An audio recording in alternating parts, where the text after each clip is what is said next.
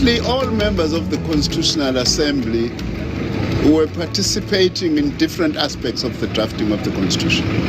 But there was a core team that was like the main negotiating team of the ANC inside the Constitutional Assembly, which in some instances many were given specific tasks to undertake. I remember there were 2 clauses of the Constitution. I'm proud of that at least I was part of negotiating.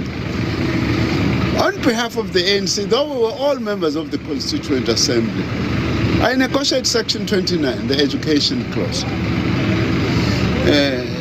Somewhere in my study, which I've still got to get, recording in progress. I don't know, maybe 50, 51 different drafts of that clause as one we were negotiating. Of course, everybody was playing a role, but the 2 main negotiators was the ANC and the National Party. So I participated in that, and also I was a key negotiator for the ANC for the preamble to the Constitution. South Africa belongs to all who live in it, which of course we took from the Freedom Charter. It was a very important and historic moment because the Constituent Assembly was the realization of one key demand, that the Constitution must be drafted by elected representatives, not by small people in corners who just go and come and negotiate and come with things. The Constituent Assembly was, in a way, elected at the same time as the 94 elections, because members of Parliament became members also of the Constitutional Assembly. So that was very important because we didn't want something that's imposed, drafted in dark corners. So it was a very democratic and participatory process. It had its own difficult moments, by the way. There were certain clauses that were the most stubborn to be finalized. They were the last ones. Education was one of them. It was a very difficult issue because there was a big fight over something that has come back now on whether you should have single medium schools. How do you have single medium schools and not discriminate, like your Afrikaans medium schools? The other clause that was very difficult was the land one, on land redistribution and all that. The other third clause that was amongst the last was the right to strike, because employers didn't want the right to strike. They said, if we are going to have a right to strike, they should have a right to lock out workers. There is no way in the world where we have got right to lock out. To such an extent that what broke that deadlock was when COSATU called a general strike in the country on the right to strike. So those were some of the highlights, the difficulties, the complexities. But it was a historic period, that the Constituent Assembly actually wrote and finalized the Constitution. Well, our Constitution is regarded as one of the best constitutions in the world. In many respects, that's correct. But now that we are at 30 years also, maybe it's the time to do a reflection of the 30 years of the existence of the Constitution. What has been our experiences as public representatives, but the experiences of ordinary people. Are these beautiful clauses in the Constitution really translating into creating the kind of better life that we want to create? I think we must use this to reflect, do a review, some kind of a review, of all these clauses that we agreed to. Where are we in relation to education? Where are we in relation to higher education? The Constitution is very comprehensive. And remember, it was also a constitution born out of a struggle for national liberation in this country. So where are we in relation to that? Well, at a personal level, I must say I learned a lot out of the constitutional process. By the way, the person who was leading that, who was chair of the Constitutional Assembly, is now our president, Our president was guiding the core team that was actually negotiating, especially the ANC team and all that. I learned a lot out of that. I must admit, the president taught me how to be a negotiator.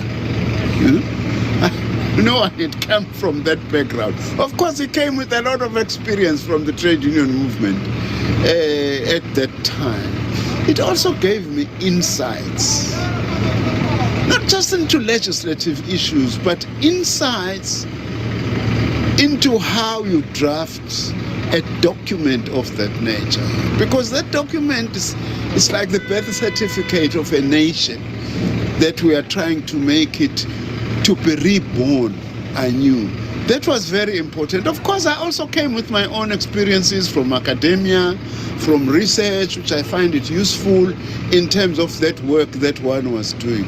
Also very important, as we were writing this, we were also reporting back to our constituencies, talking about what are the things that we are talking about and so on, in order also to make sure that we are not just narrowly mandated in Parliament, but also have got the broad mandate of the people of our country. So it was a very huge learning curve for me. And I was young at that time, when I was a member of the Constitutional Assembly. I was also chairing a portfolio committee on education at the same time, from 1994 to 1999. Of course, when we adopted the Constitution in 1996, it was a big moment, which we are celebrating this year.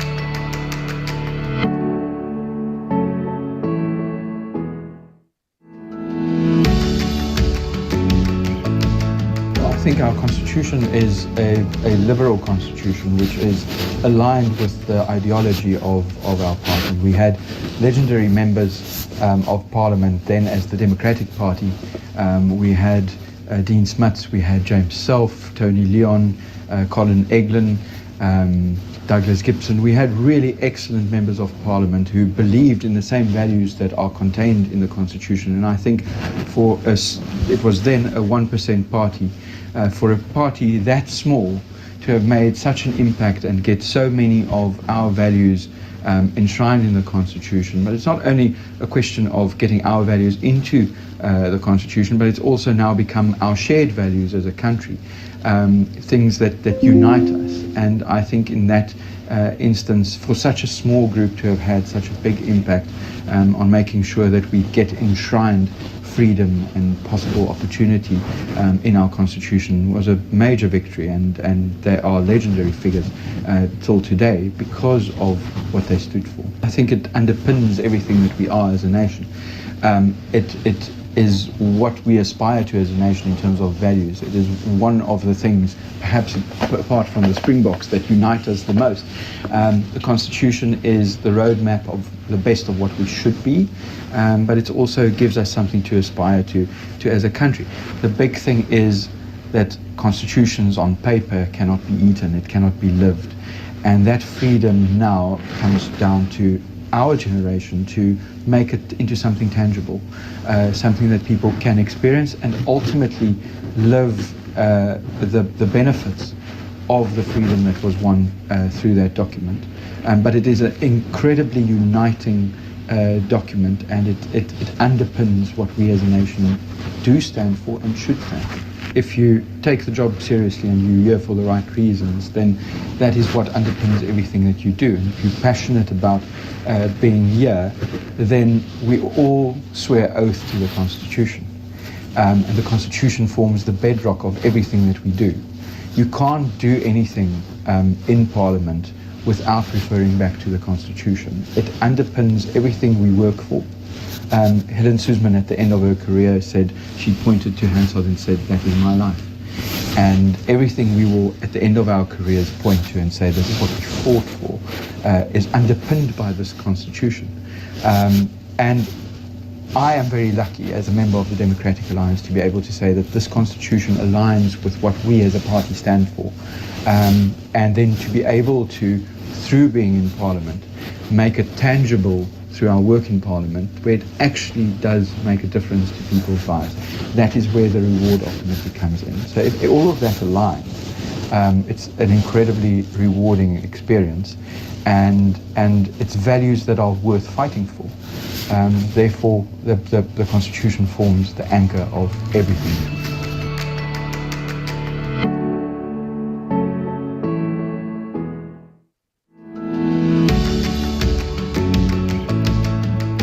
My name is Mabatu Mugwena Zondi, the Chief Whip of the official opposition party in the National Assembly, Umkhonto weSizwe.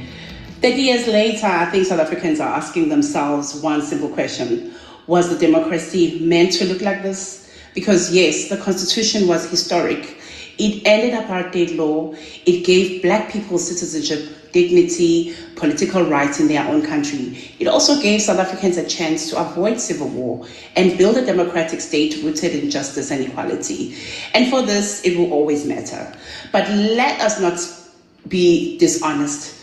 30 years later, something has to change. The Constitution may be beautiful on paper, but for millions of South Africans, life is still ugly in reality. A young person with a degree has no job, wakes up, looks for a job and cannot find it.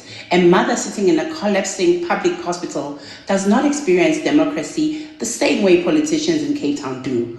A family living in darkness because of load shedding cannot eat constitutional promises. And that is where the frustration comes from. Because South Africans were promised freedom, but many feel they inherited survival instead. So the Constitution created the framework for a capable, accountable, and fair state.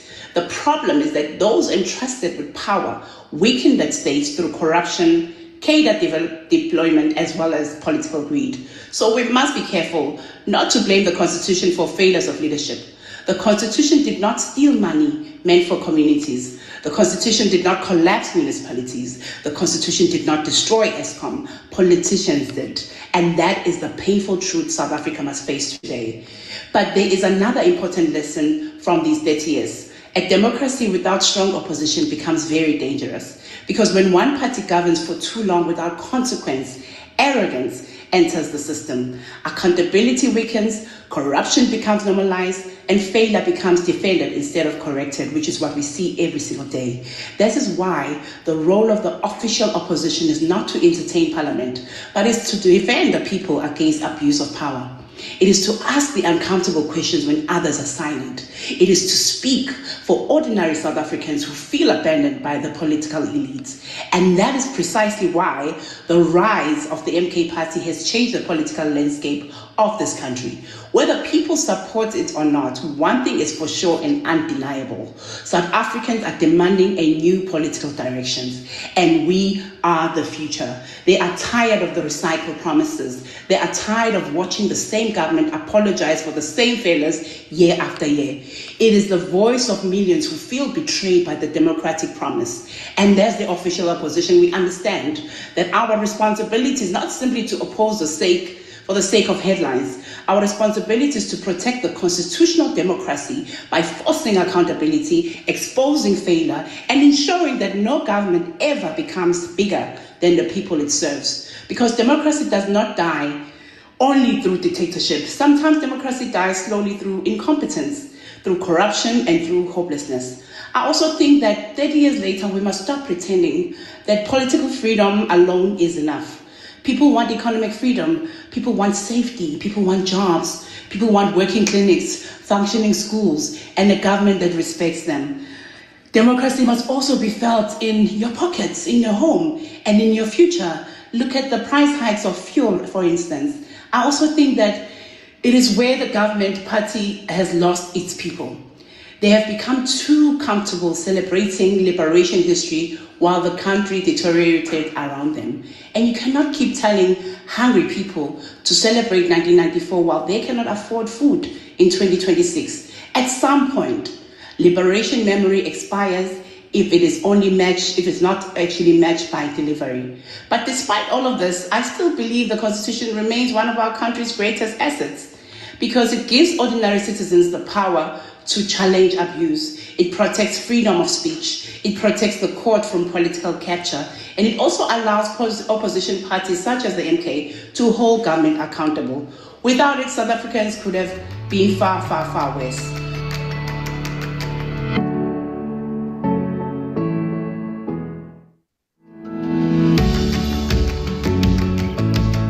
Greetings to all South Africans. As we reflect on the 30 years of the Constitution, the economic freedom fighters acknowledges the centrality of the Constitution in a still emerging democracy. The adoption of the Constitution was a watershed moment for our nation. It marked the moment at which the transformation of our society should have started in earnest, and the transition of our society from oppression and exploitation. to one characterized by respect for everyone's human dignity.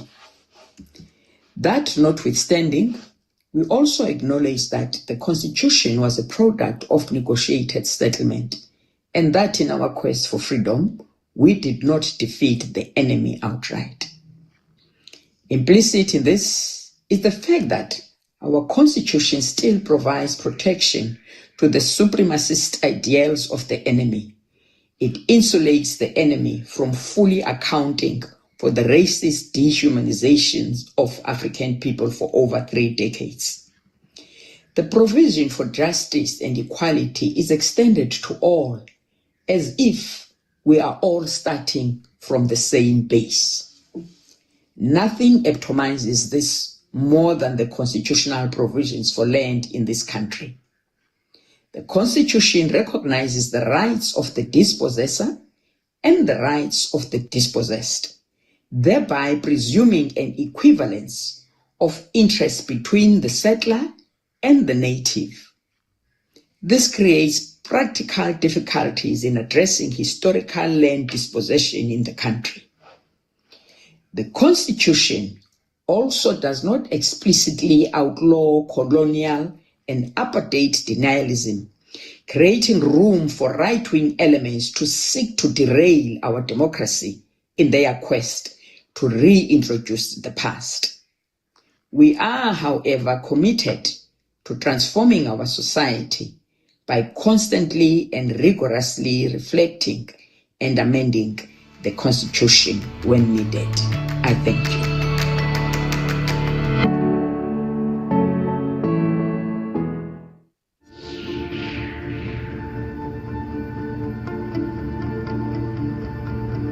I'm Cyril Ramaphosa, the chairperson of the Constitutional Assembly. I'm Rolf Meyer, the leader of the National Party delegation in the negotiations.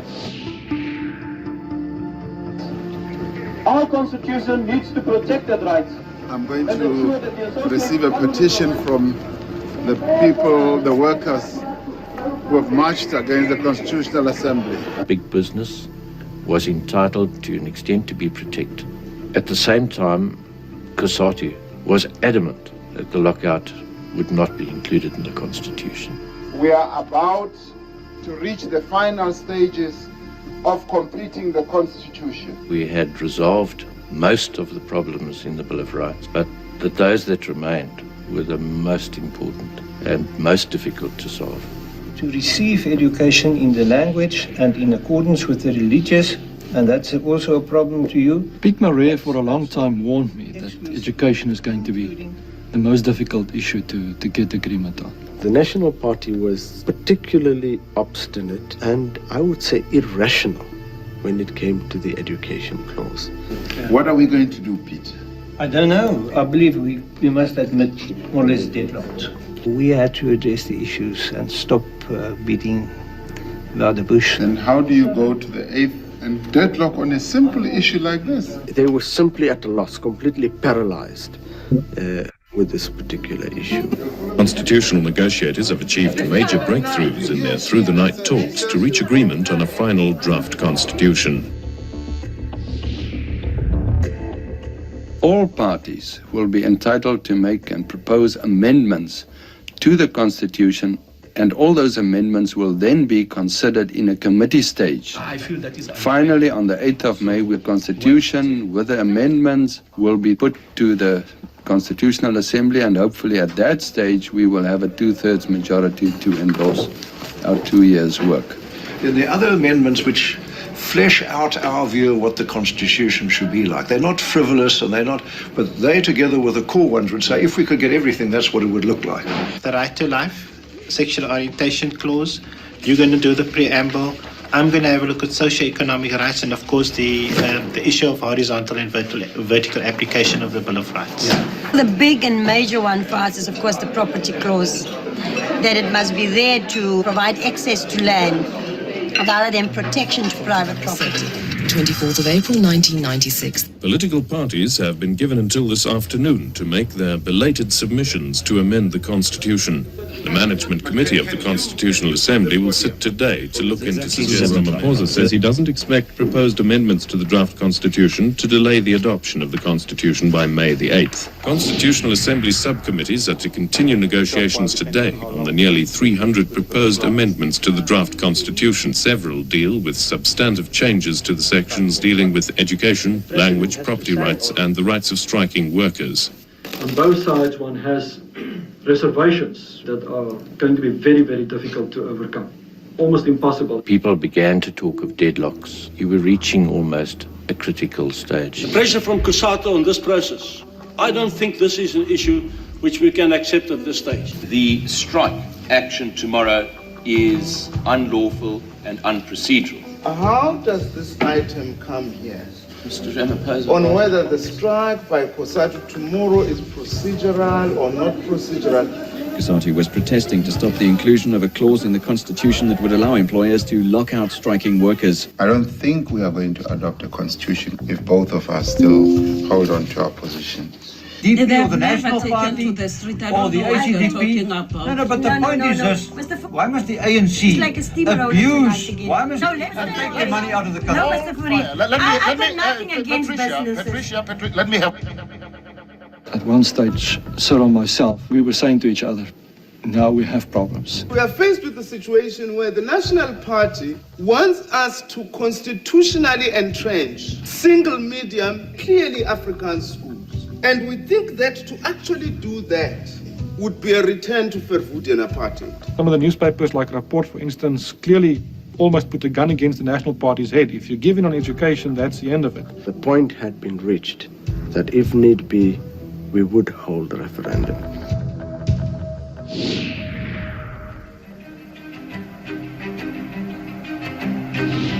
The onus really was on the National Party because it had become very clear to them that we cannot move beyond this and still carry their constituency alone. I went to my leader, Mr. Leclerc, and I said to him, we are deadlocked on this thing. I don't see any way out. It's either we go for a referendum or we settle for something unsatisfactory. The ANC wanted to avoid having a referendum because it would show that they had failed. The opposition wanted to avoid having a referendum because they would have ended up with a worse constitution. I can promise you we are about to finalize this agreement. We didn't really know what the National Party was going to do. Are you confident that the referendum has been averted? We will be able to tell when the Constitutional Committee receives the report. The whole drama will unfold there. And this is the call to make the final approval or not. Hello. Yeah. Okay. I am informed, ladies and gentlemen, that we have a settlement. I believe that we have struck a balance. We are glad of the further improvements. The right to be taught in mother tongue instruction. We'll have to report back to them. I therefore reserve my position. We do believe that it was in the interests of our country that we find some solution to this problem. Well, that, Mr. Chairperson, is the happy conclusion. Possibly one of the most emotive clauses in the universe.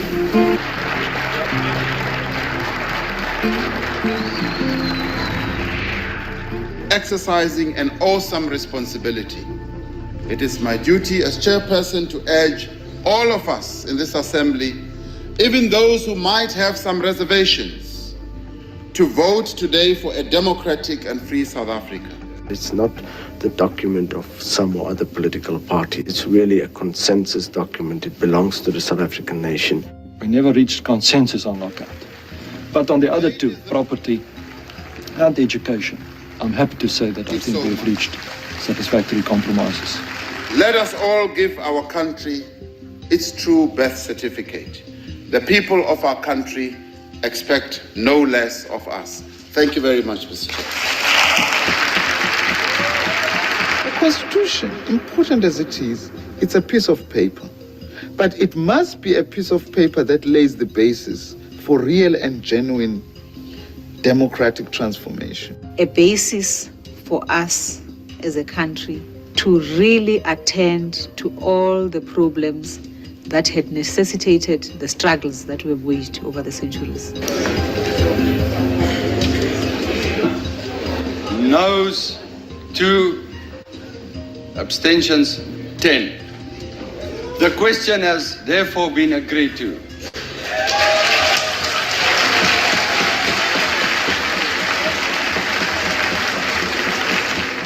We could really say now we have one common law that unites us.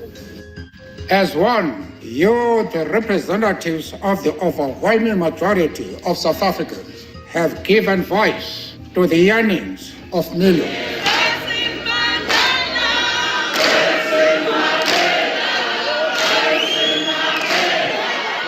I am requested to close the proceedings at 12 o'clock.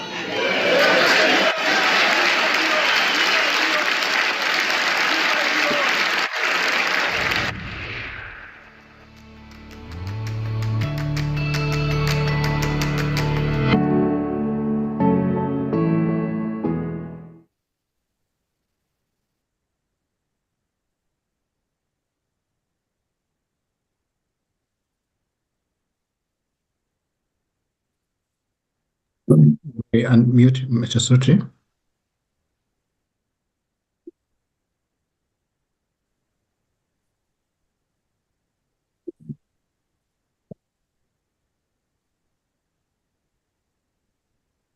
Good morning. My name is Enta Surti. I have been privileged to have served in Parliament from 1994 to 2019, 25 years of uninterrupted service as a Member of Parliament.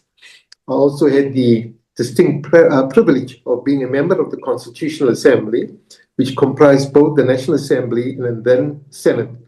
490 members who were responsible for the drafting and finalization of our 1996 Constitution. My task today, and on invitation of our host, the Speaker of the National Assembly, is to moderate the webinar. This is a very important and decisive moment in the history of our country. It is 30 years to the day when the Constitution was adopted. It occurs also at a time when there is a genocide taking place in Gaza, in Sudan, and where there are huge problems globally. It also reminds us of the path that we had chosen for our transition to democracy, one of political and social dialogue, one of sharing a common vision which is articulated in our Constitution.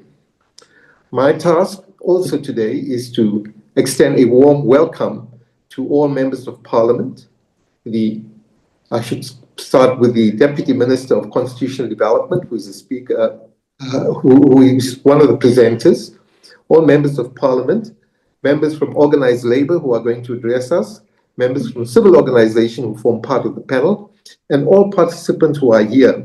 Amongst the participants that are here is KESAC, the Legal Resource Center, Section 27, Public Service Accountability Monitor, Center for Constitutional Values, Black Sash, Congress of South African Trade Unions, Federation of Unions of South Africa, that is Didiza, SAFTU, and NEDLAC.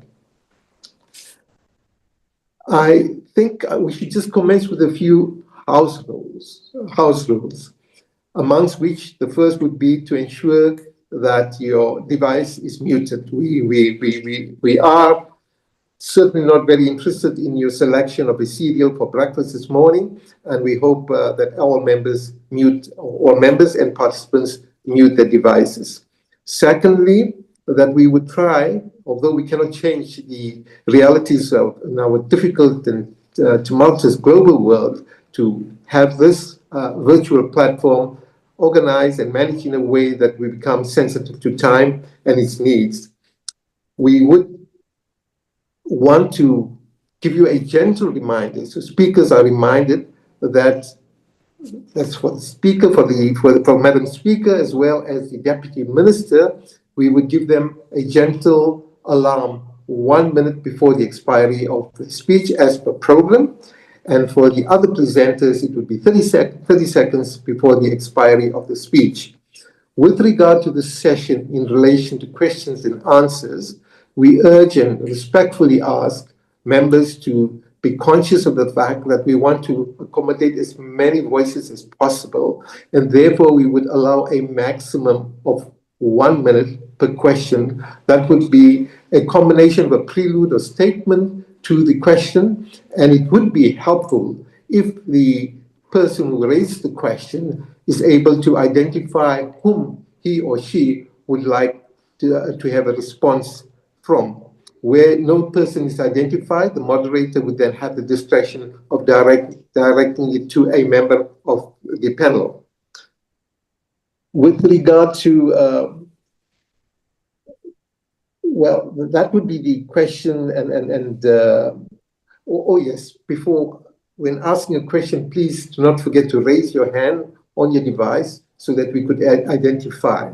What is important is that Parliament has arranged to have a chat box where all opinions, statements, perspectives from members and questions that they may wish to raise could be put into the chat box, and Parliament, the Secretary to Parliament, would then direct it to the relevant people. So on behalf of the Speaker of the National Assembly, we take this opportunity of welcoming everybody to this interactive session at this very, very important, seminal, defining moment in our history. And it is my great privilege and honor to invite as our first speaker and our keynote speaker, the Speaker, Madam Speaker of the National Assembly. Madam Speaker, the floor is yours. Thank you very much, our moderator, Mr. Envasuti, our Deputy Minister of Constitutional Development and Justice, Deputy Minister Andre Snell, members of Parliament, and members of the Parliament administration, some of whom were actually part of that Constituent Assembly in 1994 to 1996. Leaders of COSATU, FEDUSA, SAFTU, CASAC, NEDLEC, Black Sash, Legal Resources Center, and Center for Constitutional Values, and all other civil society structures that are present in this webinar. People of South Africa, ladies and gentlemen, today, 8 May 2026, marks 30 years to the day since Constitutional Assembly adopted our final constitution of a free and democratic South Africa. We gather on this virtual platform, not just as politicians and social partners, but as custodians of our democracy. 30 years ago, in this precinct of Parliament, 490 men and women from across the political spectrum voted to adopt a constitution of a free and democratic South Africa.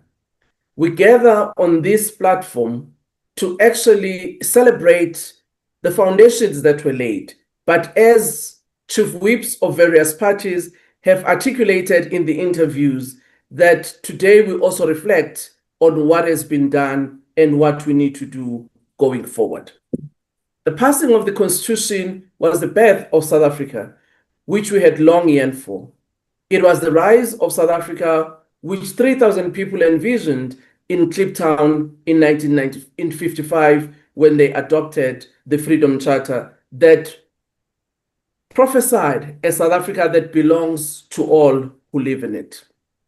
The development of the Constitution was neither easy nor perfect, as we've seen the video just before we commenced with our discussions. However, it was characterized by the will of the people, determined to formulate the legislative framework that would shape our future. It was a process branded by multi-party consensus, rooted in deep public involvement. Across all 19 committees that dealt with different aspects of the Constitution, such as Committee 1, which dealt with the character of the state, Committee 2, with separation of the state powers, Committee 3, which dealt with the 3 spheres of government, Committee 4, which deals with fundamental rights and application of the Bill of Rights, and Committee 5, which dealt with judicial and legal system. I won't mention all of them. I wanted to illustrate how laborious and comprehensive the process was. These committees received millions of submissions despite having no social platform at the time. For an example, 1 million submissions were received on the language issues, 1 million submissions were received on the right to life. 650 submissions were received by Parliament, which must remain in Cape Town. That was some of the suggestions that came from those submissions, and other submissions were received on anti-gambling in South Africa. Ladies and gentlemen, public participation was an essential ingredient in developing our constitution. Moreover, importantly, public comments were meant to assist the process, not to constrain or regress it. I say this because at some stage during that process of drafting the Constituent Assembly, about 200,000 submissions were made to support the death penalty. The Constitutional Assembly, in its wisdom, as I reflected on this matter, believed that while there was importance in the public inputs that were made, but it was also necessary to actually balance these against other important values and elements that we wanted to enshrine in our Constitution. As I've narrated, this brief history of constitutional development reflects one of the critical functions of Parliament, which is lawmaking, underpinned by meaningful public participation. While public involvement is essential, it is important to recognize that it is not the ultimate factor, but one of the important elements that define a fair and transparent process. As we draw lessons from the Constitutional Assembly when it dealt with the submissions on the death penalty, we too must consider public comments on the balance of scales that adjust to the interest of people and respect for human life. One other important feature of the Constituent Assembly that drafted the Constitution was the vibrancy and particularly the involvement of young people. Young people were a major part of those who drafted our Constitution as members of the Constituent Assembly themselves, but also as contributors to that process. Women played a critical part in the adoption of the Equality Clause in the final Constitution. As would recall that the Women's Coalition drafted the Women's Charter for Effective Equality, which became a landmark where women from different backgrounds came together to ensure that women's equality in all spheres of life, be it legal, political, social, and economic, was safeguarded at the dawn of democracy. Their participation informed the non-sexist South Africa that we enjoy and continue to strive for even to these days. In the past 30 years, we have used the Constitution as the apex law that guides us to build the state we can all be proud of. We have an independent judiciary, which have developed jurisprudence in a democratic state. We've established government structures in all spheres as it was envisaged by this very Constitution we celebrate today.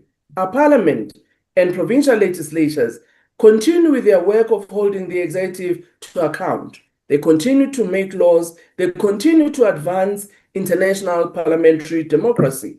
Our constitutional bodies are playing their part as moral compass that ensures we have an ethical, capable, and functioning state.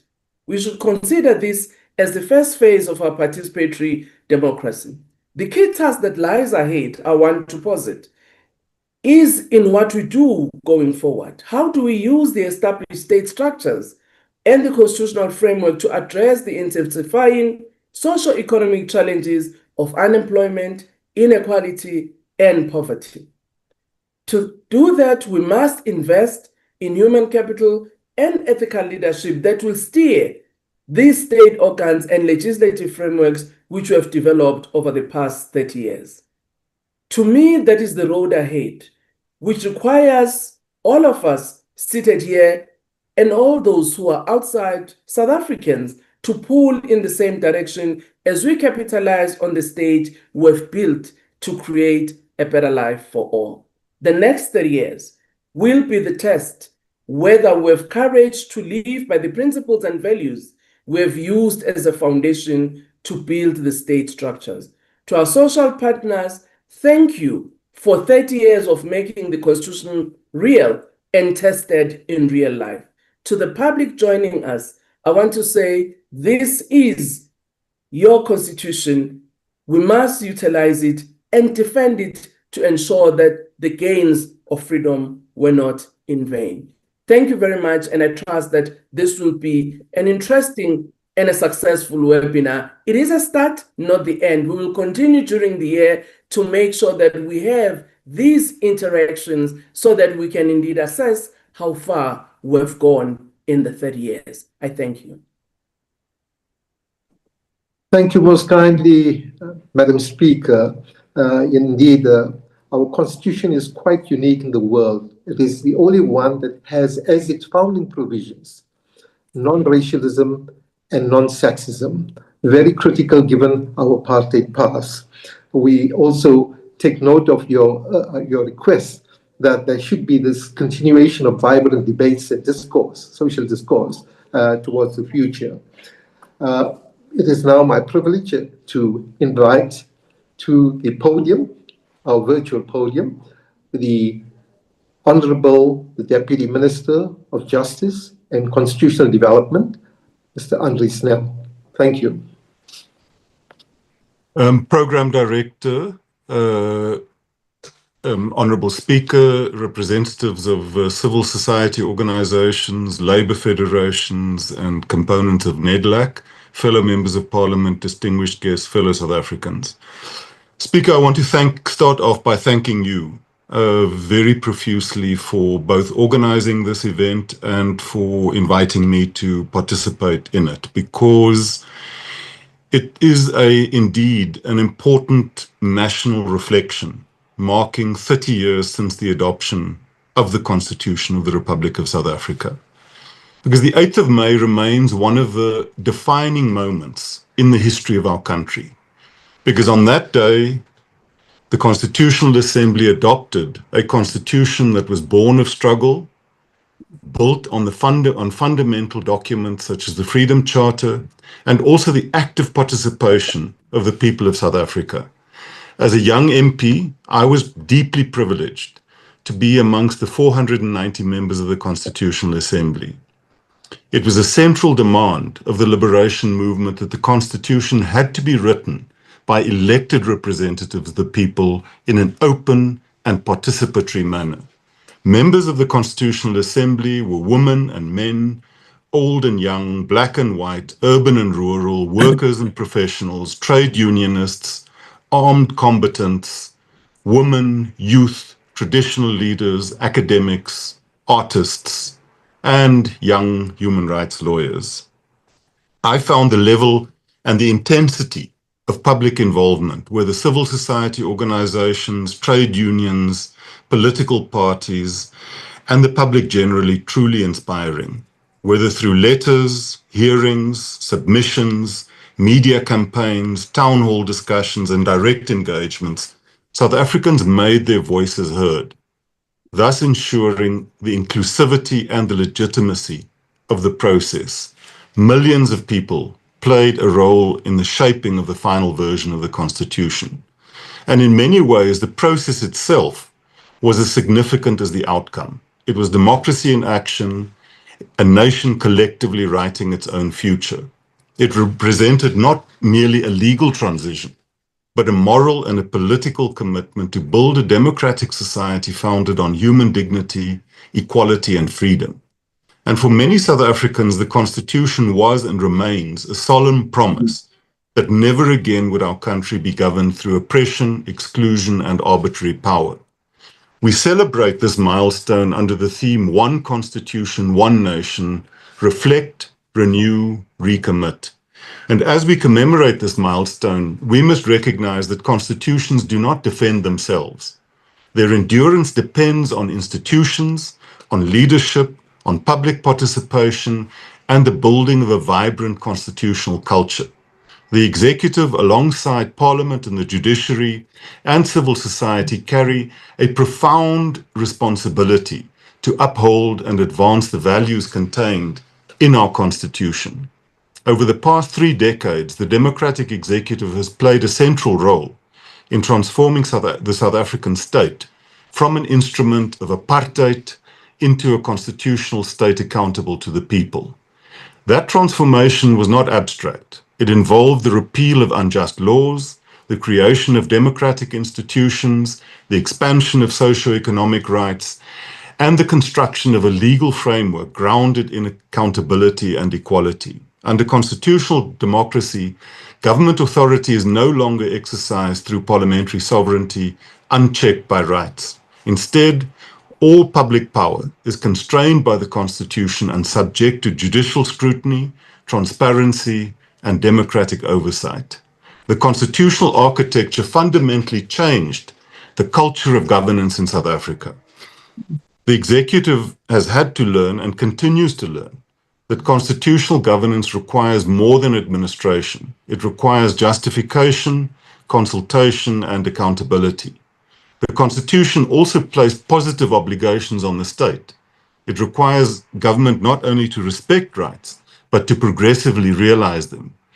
This has shaped policy and legislation across every sphere of government, from housing and healthcare to labor protection, education, social security, and access to justice. And indeed, a lot of progress has been made. Millions of South Africans today enjoy access to housing, electricity, clean water, social grants, healthcare services that were systemically denied to the majority before 1994. Labour rights entrenched in Section 23 of the Constitution have strengthened workplace protections and collective bargaining. Constitutional jurisprudence has advanced the rights of women, children, persons with disabilities, and vulnerable communities. Importantly, constitutional democracy has enabled citizens and civil society organizations to hold the executive to accountable through courts, Chapter 9 institutions, and public advocacy. That accountability is not a weakness of government. It is one of the great strengths of constitutional democracy. And indeed, one of the most remarkable features of our constitutional journey has been the emergence of a vibrant constitutional culture in which courts, parliament, civil society organizations, labor formations, and ordinary citizens actively engage in defending constitutional values. The organizations participating in this webinar, including those involved in public interest litigation, civic education, budget oversight, and socio-economic rights advocacy, have all contributed meaningfully to deepening constitutional democracy in our country. Their work reminds us that the Constitution belongs not to government alone, but to the people of South Africa. At the same time, 30 years later, we must speak honestly about the challenges confronting our constitutional project. Poverty, inequality, and unemployment remain severe and acute. Gender-based violence continues to undermine the dignity and safety of women and children. Corruption and state capture damage public institutions and weaken public trust. Many communities still experience inadequate access to basic services and justice. These realities test the credibility of our constitutional democracy. They remind us that political freedom without social and economic transformation remains incomplete. The task before the executive today is therefore not only to defend the constitutional order institutionally, but to ensure that the constitutional rights are experienced materially in the daily lives of the people. Defending the Constitution means strengthening ethical governance and building capable institutions. It means ensuring that the rule of law applies equally to all. It means protecting the independence of the judiciary and the Chapter 9 institutions. It means ensuring that public resources are used honestly and effectively. It means building a professional public service committed to constitutional values. And critically, it means renewing the social compact envisaged by our Constitution through active partnership between state, labor, business, and civil society. The constitutional vision of South Africa was never intended to be static. It's a living project requiring each generation to deepen democracy and expand justice. As a government, therefore, we welcome robust public debate, democratic activism, and constructive criticism. Constitutional democracy thrives when citizens participate actively and institutions remain accountable. As we look ahead to the next 30 years, we must continue building constitutional literacy, especially among young people who did not experience apartheid directly. We must defend democratic institutions against cynicism, populism, and disinformation, and we must continue striving for a society in which the promises of the Constitution are not theoretical ideals, but lived realities. The Constitution does indeed remain our national covenant because it provides a framework through which diversity can coexist with unity, power can be exercised with accountability, and justice can be pursued peacefully and democratically. 30 years ago, South Africa chose constitutionalism over conflict, democracy over authoritarianism, and human dignity over oppression. That choice continues to define us. And therefore, let us all recommit ourselves, government, parliament, labor, civil society, and citizens, to defending, advancing, and realizing the transformative vision of our Constitution. One Constitution, one country. One country, one Constitution. Let us reflect, renew, and recommit. Program Director, Madam Speaker, if you would permit me, I would like to make an appeal here that Parliament, that government in all spheres, and that civil society, that we, in this 30th year of the 30th anniversary of the Constitution, advance and deepen our commitment through, amongst others, reciting the preamble to our Constitution when we gather. And I would like, with your permission, to request that we do so now. And if you could join me in reciting that preamble. We, the people of South Africa, recognize the injustices of our past, honor those who suffered for justice and freedom in our land, respect those who have worked to build and develop our country, and believe that South Africa belongs to all who live in it, united in our diversity.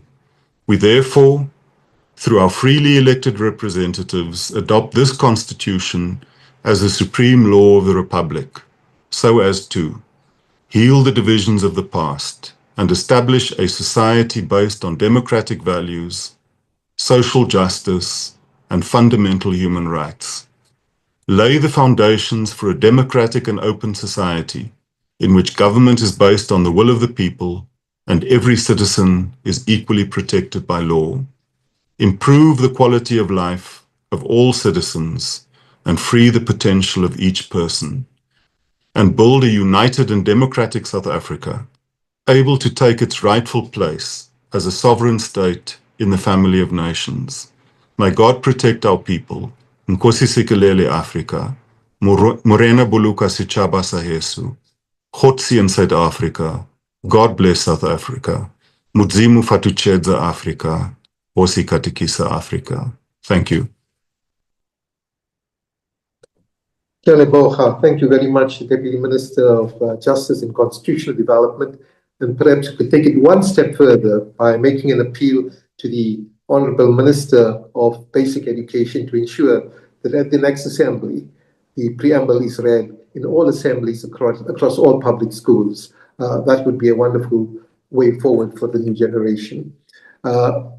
What your message contains is also the importance of a people-centered and people-driven approach and the level of participation by our people.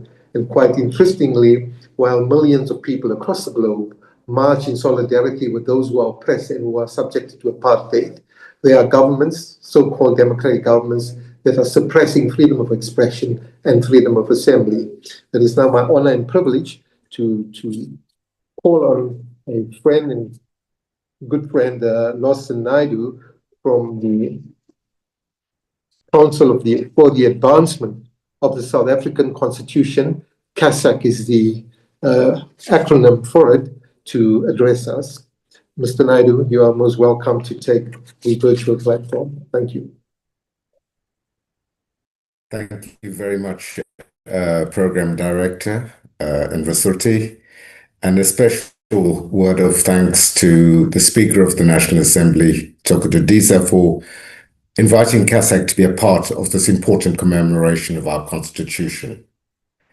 Working in Parliament as I was in 1994 as the Special Assistant to the Speaker of the National Assembly, the late Finalizing, I was in the House on the 8th of May 1996 when this Constitution was adopted. That moment was not only an historic milestone, it was a democratic promise that the rights written into the Constitution would, over time, become real in the lives of people, families, and communities. The Constitution's promise was never simply that we would have a lauded Bill of Rights. It was that law and public power would be reorganized around human dignity, equality, freedom, accountability, responsiveness, and openness. The Constitution does not only live in courtrooms, parliamentary debates, or official ceremonies. It lives or fails to live in clinics, schools, police stations, municipal council offices, workplaces, informal settlements, and rural communities. It is there that people experience whether constitutional democracy is working. That is important because the rights, as the Deputy Minister has just said, do not enforce themselves. They require institutions, courts, parliament, Chapter 9 bodies, organs of state, civil society, the media, organized labor, and active communities. One of the great institutional innovations of the Constitution was the creation of independent bodies to support constitutional democracy. These institutions were designed to help carry the Constitution into the practical spaces where people need protection, accountability, and redress, to make constitutional democracy more accessible and meaningful. They were meant to be independent watchdogs, educators, investigators, monitors, and protectors. In principle, they are among the Constitution's strongest tools for moving rights from paper into communities. 30 years on, we should be willing to ask hard and practical questions about whether they are sufficiently accessible, visible, coordinated, and effective for the communities that they are meant to serve. Many people know, in general terms, that they have constitutional rights, but far fewer, unfortunately, know what to do or where to go when those rights are violated. And even when these Chapter 9 institutions exist and are called upon, people may encounter closed doors, slow processes, overlapping mandates, limited resources, or findings and recommendations that do not always translate into timely relief or redress. The gap between the constitutional text and the lived reality is often an institutional gap. And this, CASAC believes, is where Parliament has a critical role. As part of the Constitution at 30 programme, CASAC urges Parliament to revisit the work of the ad hoc committee on the review of Chapter 9 and associated institutions that was chaired by the late Professor Kader Asma. That 2008 report asked serious questions about the architecture of these democracy-supporting institutions, including questions of coordination, duplication, appointments, funding, accountability, and public accessibility. Some of the committee's proposals were indeed far-reaching, including proposals directed at a more integrated human rights institutional architecture. These proposals may require fresh debate in today's context, 18 years after that report. But the underlying question remains urgent. Are our constitutional institutions arranged and supported in a way that best serve the people who need them most? If they are inaccessible to ordinary people, if mandates overlap without coordination, if findings are ignored, or if appointments to these bodies are delayed or weakened, then the Constitution's community-facing machinery is consequently weakened. So as we mark 30 years since the adoption of the Constitution, the question should not only be whether the Constitution constitutional text has endured and whether we continue to enjoy a constitutional democracy. It has, and we do. The real question is whether the machinery of that constitutional architecture is working well enough for communities whose lived reality remains a distant dream to that which is promised in the preamble and the Bill of Rights. Can a person facing a maladministration, discrimination, gender-based violence, exclusion from services, or corruption find effective and speedy redress? The answer, unfortunately, is far too often no. So the task before us then becomes clear. We must strengthen the bridge between rights and remedies. Today, 30 years after its adoption, our duty is not only to defend the Constitution, but to make it work better for the people in whose name it was adopted. I thank you very much for this opportunity.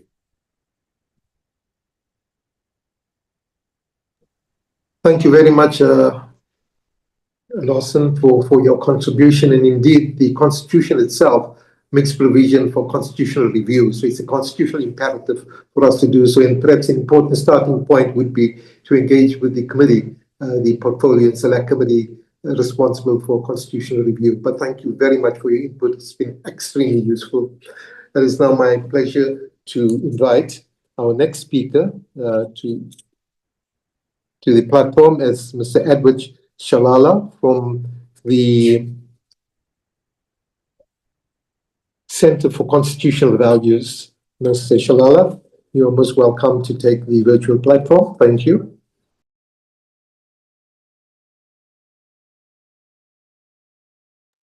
Unmute, Mr. Shalala.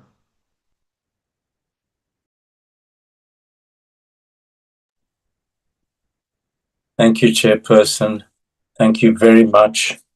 Our thanks to the Speaker and to Parliament for the invitation to speak on this very important anniversary. Greetings to everyone. In the interest of time, can we say that all protocol is observed? Bravo, South Africa. We've come so far. Take a bow, take two bows. Through an unprecedented process, we made a relatively peaceful transition from colonialism and apartheid to a constitutional democracy with entrenched human rights. And here we are, celebrating and commemorating the 30th anniversary of our Constitution. We made what appeared to be impossible possible, because there's nothing we cannot do when we come together as South Africans. Our iconic Constitution is a product of such a coming together in the Constitutional Assembly's globally benchmarked public participation program. Our Constitution is full of elegant solutions to seemingly intractable conflicts and challenges. It is an inspiration beyond South Africa, both because of the fully inclusive process through which it was made and because of its content. Crucially, our Constitution is holding the broad institutional framework of South Africa. As to the progressive realization of rights, we have to ask, how far have we come? Section 27(2) of the Constitution deals directly and literally with the progressive realization of the rights of healthcare, food security, water, and social security. In this regard, the Constitution does not grant an open-ended time frame for the realization of these rights, and we may be approaching the expiry period of the constitutionally permissible delay in the full realization of these rights. Applying this concept of progressive realization to the Bill of Rights generally, we need to assess how far we've come. And I think the key indicator is the right to equality. Much work remains to be done in this regard, and also to realize the other human rights contained in the Bill of Rights. A key understanding in this regard is that these rights are interdependent. For example, the right to human dignity cannot be fully realized, without the full realization of the right to equality and the other key rights. While the Constitution imposes important obligations on the state, the implementation of the Constitution is an all-of-society endeavor, which requires constitutional education and empowerment, civic engagement, and the inclusion and participation of all stakeholders and of all people who call South Africa home. While we celebrate and commemorate the 30th anniversary, we need to activate the next phases of our constitutional democracy by developing actionable solutions to secure the full implementation of the Constitution.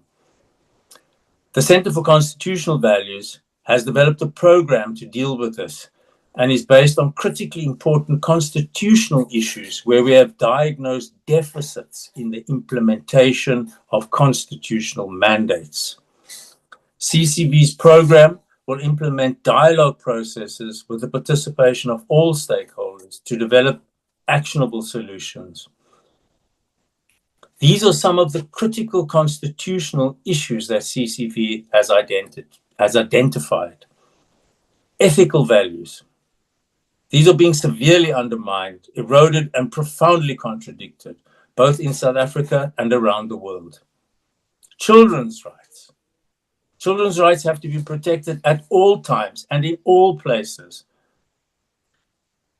The vision of our society that the Constitution envisages, the shape of that society, will be best served if we place children at the center of all development.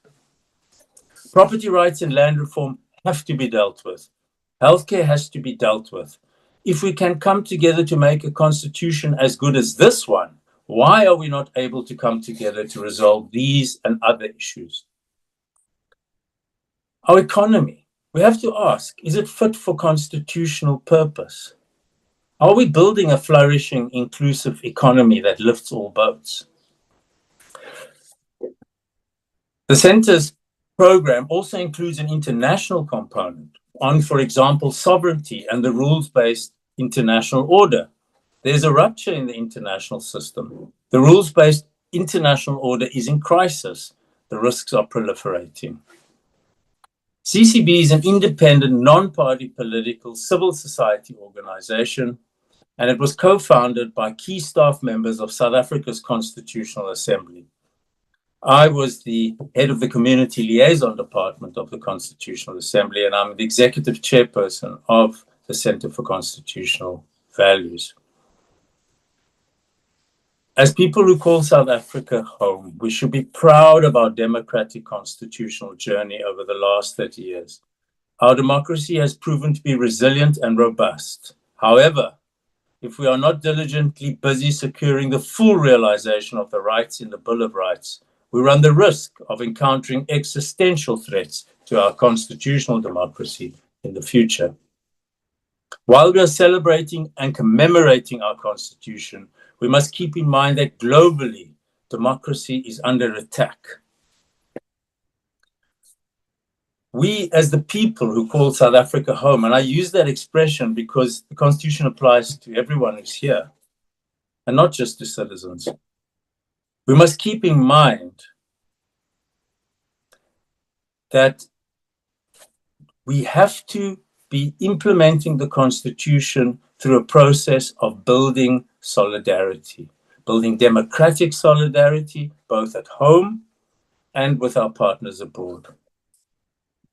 And finally, Chairperson, as a civil society organization, CCV, the Center for Constitutional Values, is very pleased to announce that it will be hosting a 30th anniversary commemoration event at the end of August in Cape Town, this August. You will be invited. We will be most grateful for your participation. Thank you, Chairperson. Thank you all. Thank you very, very much, Mr. Shalala, and thank you for your kind words. And indeed, there's been a global march and collaboration in terms of solidarity for those who seek to end the wars and seek justice. And quite interestingly and ironically, the developed democratic countries are passing laws that suppress freedom of expression. And I think as civil society, we have a critical role to play in ensuring that we show solidarity for those who are oppressed, those who suffer inequity and oppression globally as well as within our country. But thank you very much for your contribution, and certainly thank you very much for your invitation to a very, very important event that CCV is going to be holding. Thank you. That then brings us to the end of the civil reflections, and thank you for the presenters for their very incisive and focused attention to the importance from a constitutional perspective. We now enter another phase, and that is the phase of labor and social dialogue. Labor is very, very critical, and indeed the contribution of organized labor in achieving our freedom and democracy cannot be overemphasized. And amongst the guests who are present out here and those who are participating is none other than Zwelinzima Vavi, who was a powerful voice for COSATU at the time of the constitutional negotiations. And I have fond memories of him waving as we spoke about the labor clause that was passed. Our first guest and first presenter in this phase here is none other than Solly Petwe, comrade, from COSATU, who will address us. Thank you very much. You're most welcome. The floor is yours, Ms. Petwe. Thank you very much, and good morning, Chair of the session. And let me take this opportunity to greet the Speaker, Madam Speaker, and the Deputy Minister. You need a picture. Am I audible?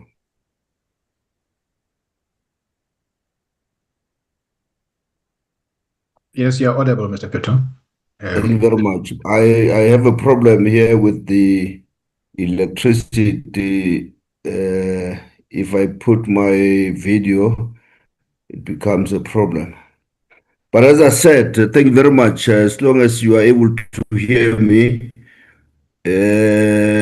greetings to the leadership of the organized labor, our constituency, and the officials of parliament. We were very happy that we were invited to participate and share our thought in this important topic. We have come a long way since the dark days of apartheid, when workers, especially the farm workers and domestic workers, including other sectors, in particular securities, were treated little better than slaves. Today, our constitution enriched our hard-won rights. We must jealously guard this progressive constitution. I've listened to a number of speakers here. We are saying jealously on this progressive constitution and implement it. Today, the Labor Relations Act guarantees workers the right to unionize, collective bargains, agreement to strike, and fair labor practice.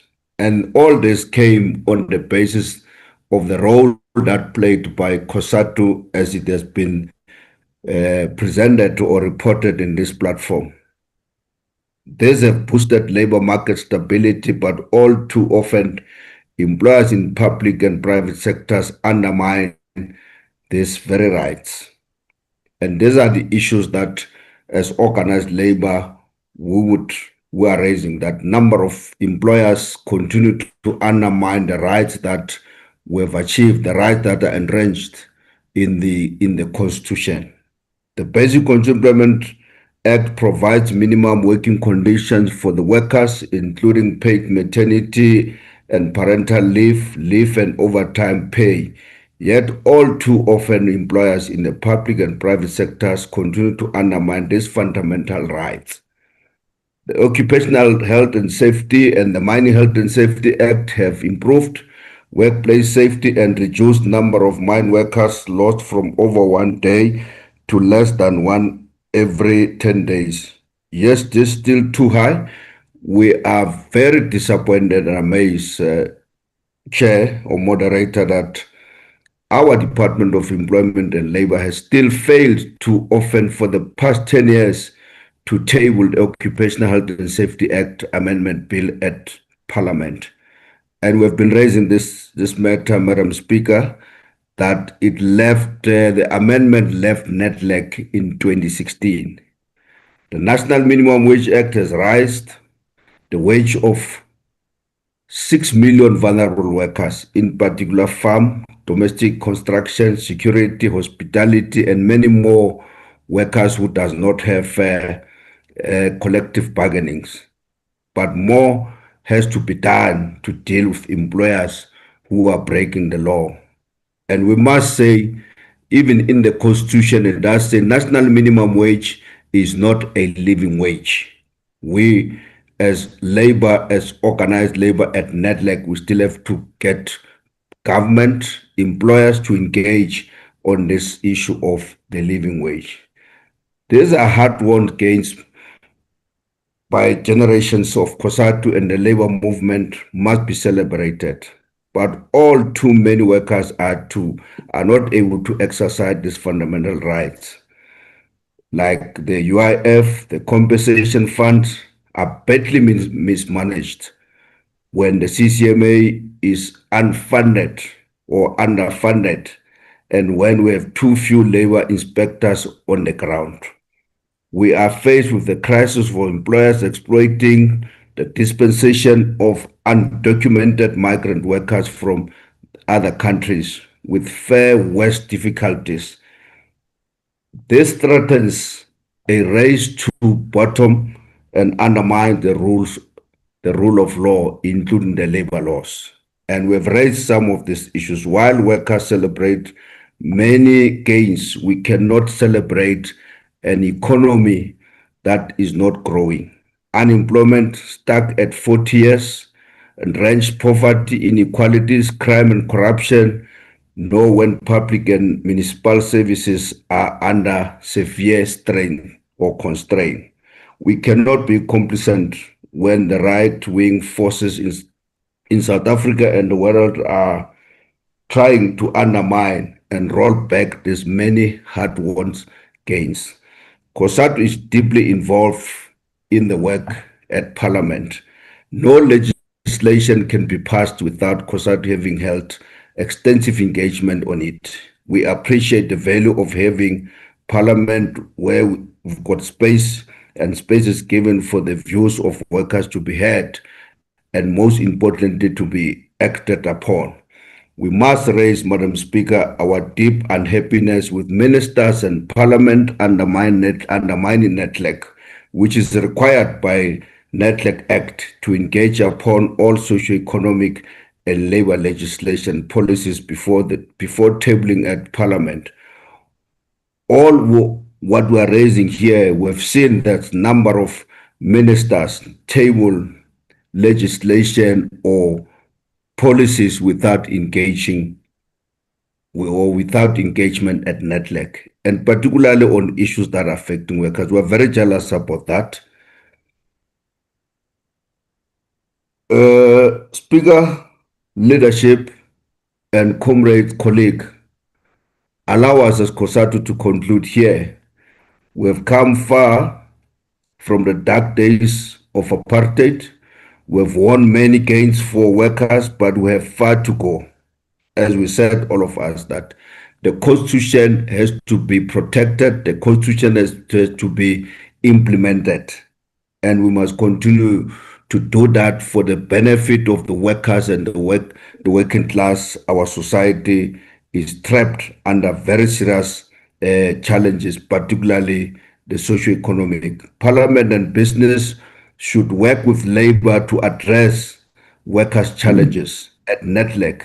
This is the role that as COSATU we will continue to champion and make sure that we protect our constitution, we protect the legislation. And Parliament, Madam Speaker, you are the custodian of the constitution and the legislation. You've got to make sure that this is implemented. Thank you very much. Bayarangi.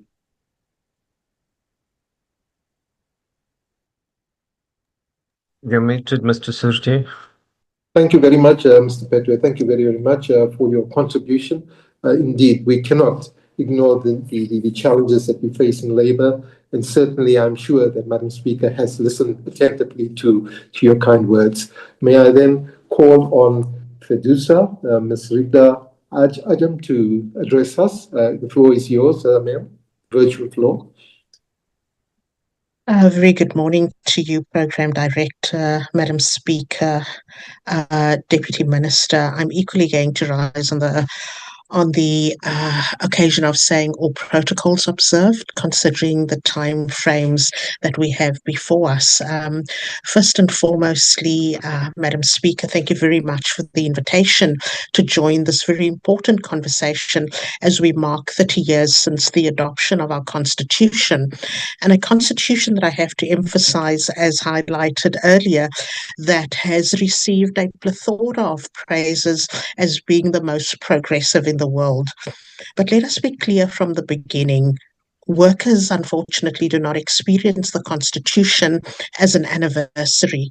They experience it through their wages, their working hours, their right to join a union without fear, their ability to bargain collectively, their right to strike, and their protection against being treated as disposable. So when those protections are real, Madam Speaker, the Constitution lives in the life of a worker. When they are absent, the Constitution remains for fiducia, for organised labour, as unfinished business. So when we speak about the Constitution and the future of work, we must resist the temptation to be ceremonial only. This is not only a reflection on the historical legal test, but ultimately it is a test of whether our democracy can still protect the people in an economy that is changing faster than what our institutions are.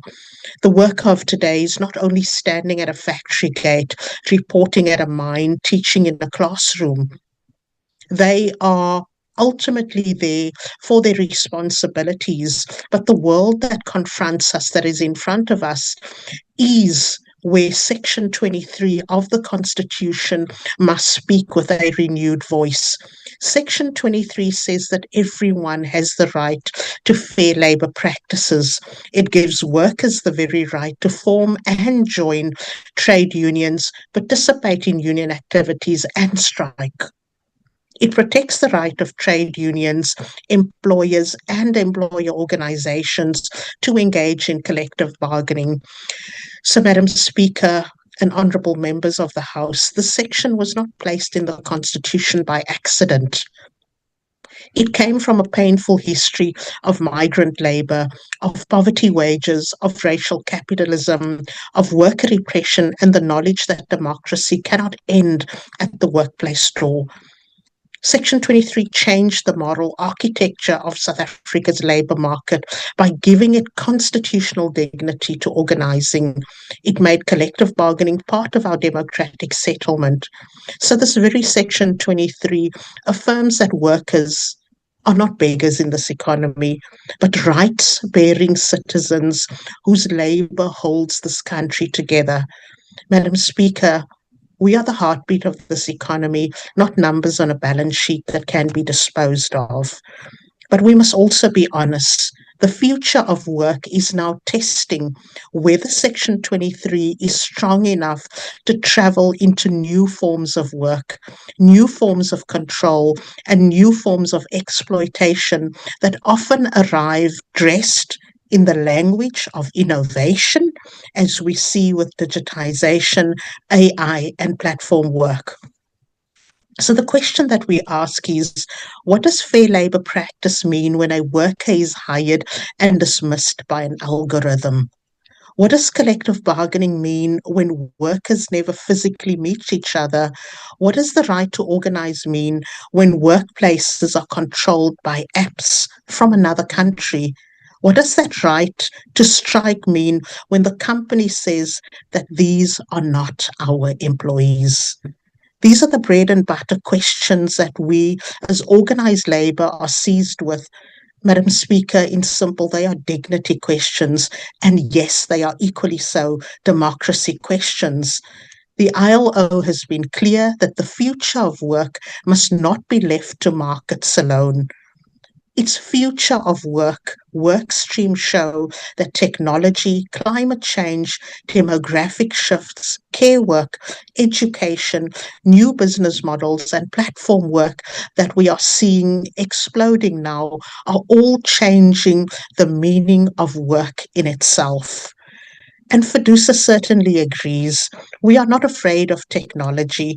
We are not afraid of change or innovation, but we reject a future where innovation becomes a polite word for exploitation, where workers are told to be flexible whilst employers are allowed to be lawless, where young people are told to reskill without funded pathways to decent work, and where AI has more protection than the worker whose livelihood it affects. The constitutional response must begin with a simple principle. Labour rights must follow the worker wherever work is performed and however work is described. For a worker, we must not lose constitutional protection because a contract has changed its very name. If a company controls the work, sets the terms, determines the pay, and monitors the performance, then our law must have the courage to look beyond that very label and recognize the reality of power. Platform workers, contract workers, informal workers, and industrial workers are facing restructuring and cannot be left alone against organized capital, opaque technology, and weak enforcement. As South Africa, we must build a floor of protection below which no worker can fall. That floor must include fair pay, as Comrade Soli has emphasized now, that we need to move beyond what we have at our disposal currently and look at living wages, safe work, reasonable working time, protection against arbitrary dismissal or deactivation. The ILO calls this a universal labour guarantee. In South African language, Chairperson of the session and Madam Speaker, it means no worker must become rightless because the economy has become clever with words.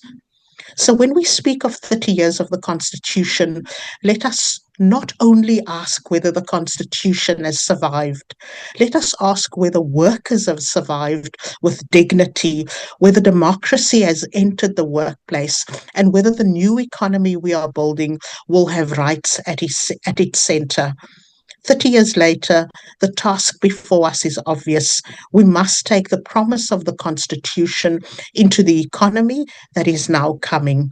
We must defend the dignity of work in particular, and we must renew collective power, make technology serve our people, and ensure that no worker is left outside the protection of democracy. Because if the Constitution cannot protect workers in the future, then the future itself will not be just. I thank you so much. Shukran, Bifla. Thank you very, very much for your contribution. At the heart of what you're saying is dignified work. It's critical that we pay particular attention to that because one of the three underlying or underpinning values of our Constitution is human dignity, equality, and freedom.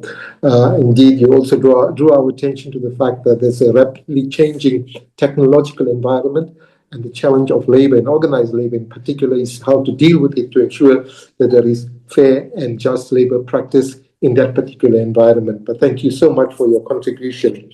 It is now our pleasure to invite Ned Black. And you will notice that the title of this item in the program is Social Dialogue, Labor and Social Dialogue. It is here where government, organized labor, and civil society are able to get together and plan a way forward through social dialogue. May I then call on our next presenter and guest, Mr. Makuku Mampuru, to address us. Mr. Mampuru, the floor is yours, sir. Thank you, Chair. I hope you can be heard. Thank you. Madam Speaker, distinguished guests, members of parliament, my colleagues on the panel, ladies and gentlemen, I've got my principals or governors on the platform, so I'm not going to overstate certain points because they have already made those points. Just to give a sense of who NEDLAC is, we have those 4 constituencies. Organized labor is on the platform. We have government at NEDLAC. We have organized business, and we have community. That 4th constituency or social partner at NEDLAC is unique to South Africa. In terms of the International Labour Organization and many of its affiliates as we are, it's usually tripartite structures that are in attendance there in negotiations of this type. And in South Africa, we have had the element of community. Our core function is policy negotiations, is legislative vetting, is dispute resolution, and is social dialogue. And I'm going to stay a bit on social dialogue down the line without taking a lot of your time. Our structures are your normal structures of a fully functioning democratic organization. We have our annual Lekgotla at the annual summit. We have an executive council that meets quarterly. We have a management committee that coordinates our work in between. And of course, we have the secretariat that I head.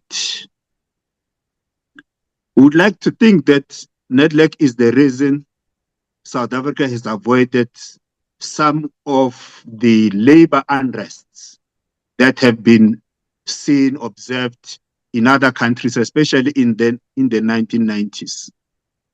NEDLAC emphasizes consensus, and because of that, we tend to make sure that whenever we have had discussions, the partners that had participated in that do not violate same. In terms of social dialogue, from our side as NEDLAC, social dialogue refers to structured negotiations and consultation between government, employers, workers, and civil society. And as I've said, in many other countries, civil society isn't part of those tripartite discussions. Our discussions or consultations cover aspects of pre-legislation with respect to any significant labor legislation or major changes to social or economic policy in the marketplace. And those are brought to NEDLAC for discussion. In practice, we seek consensus. Our goal is agreement, not voting. If consensus is reached, it is recorded, and usually it becomes the basis for such a bill or policy. If not, and we don't stop government, whichever department, to go straight to parliament, but we do expect some kind of explanation as to why what was eventually preferred at parliament wasn't in line with the consensus that had been reached. We also serve to prevent disputes. At our chambers, we act as some kind of an early warning mechanism. So in other words, those issues that are at our chambers, if not brought there, they usually result in strikes, in protests, in court cases. So because of NEDLAC, what would ordinarily have resulted in all those protests, in strikes, in court cases, tends to lead to a quiet, consensus-built labor market system. If a party breaks NEDLAC agreements, that's a party at NEDLAC. It creates political and reputational damage for them more than it does for NEDLAC or other parties that had not broken those agreements. So in our context in South Africa, therefore, NEDLAC is a place for the creation of legitimacy, is a place for the reduction of conflict, and it's a place that almost guarantees policy quality. Because here, labor brings issues that could potentially cause problems, business brings issues that will result in economic feasibility, labor brings aspects of worker impact, community gives a social angle. And because government ultimately implements, they almost bring a sense of reality to the discussions. There's no veto power for any of the partners at NETLEC.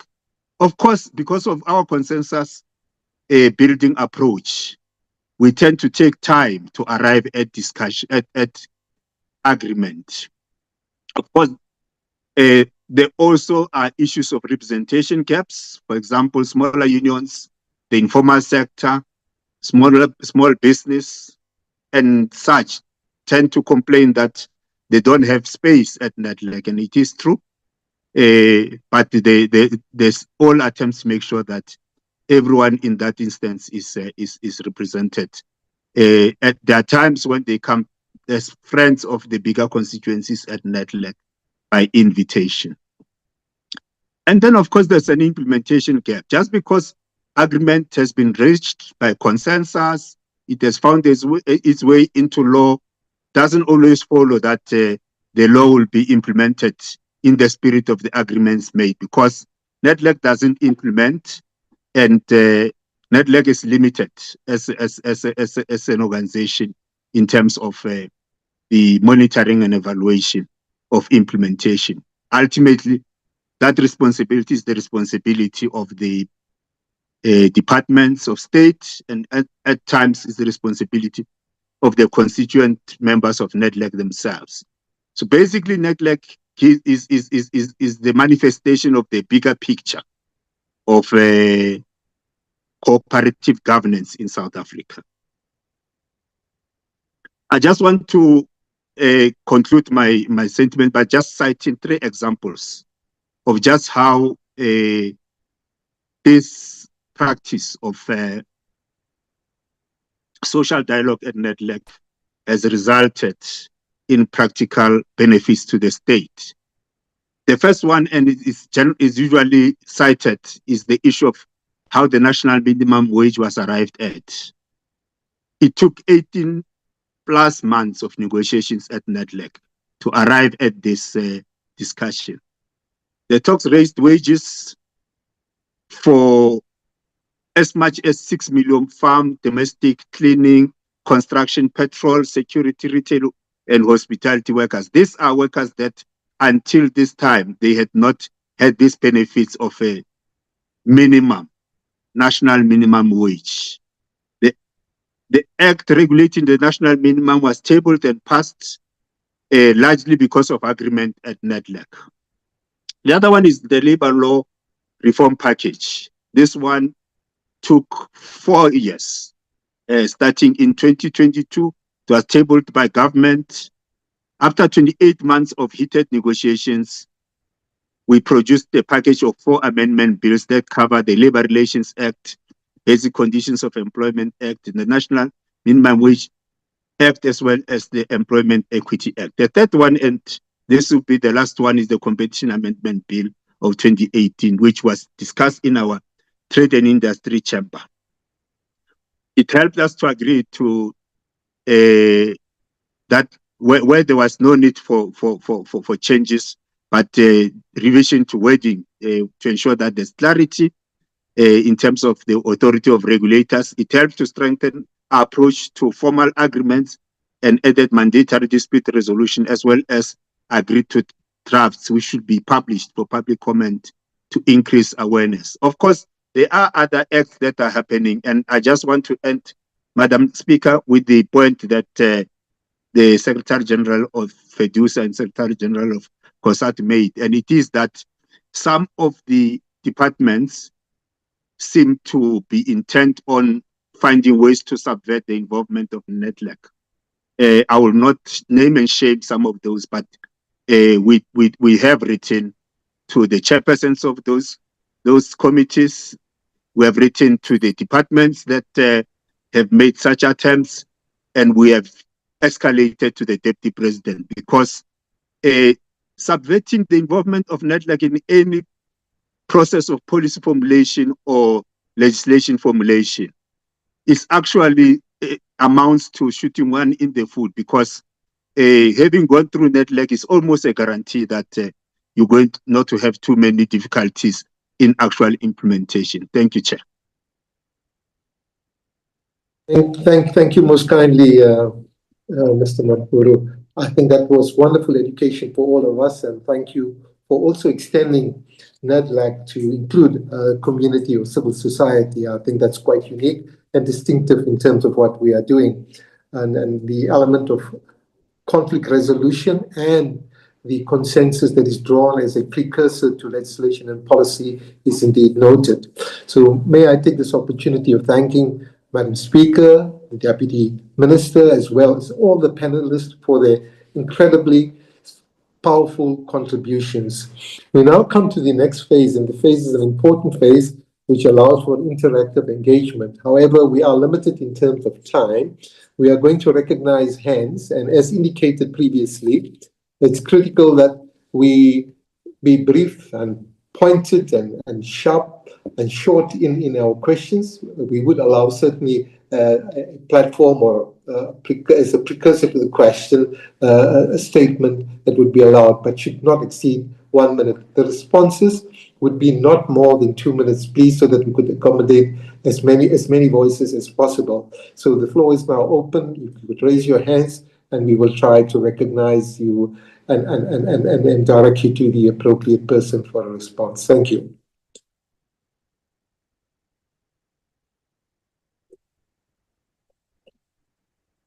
So I don't see any hands. Could I, in the meantime, invite Black Sesh to take the floor and put the question if they have one, as well as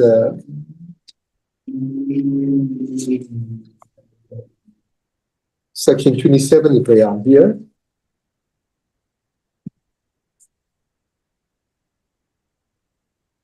No hands are noticed yet.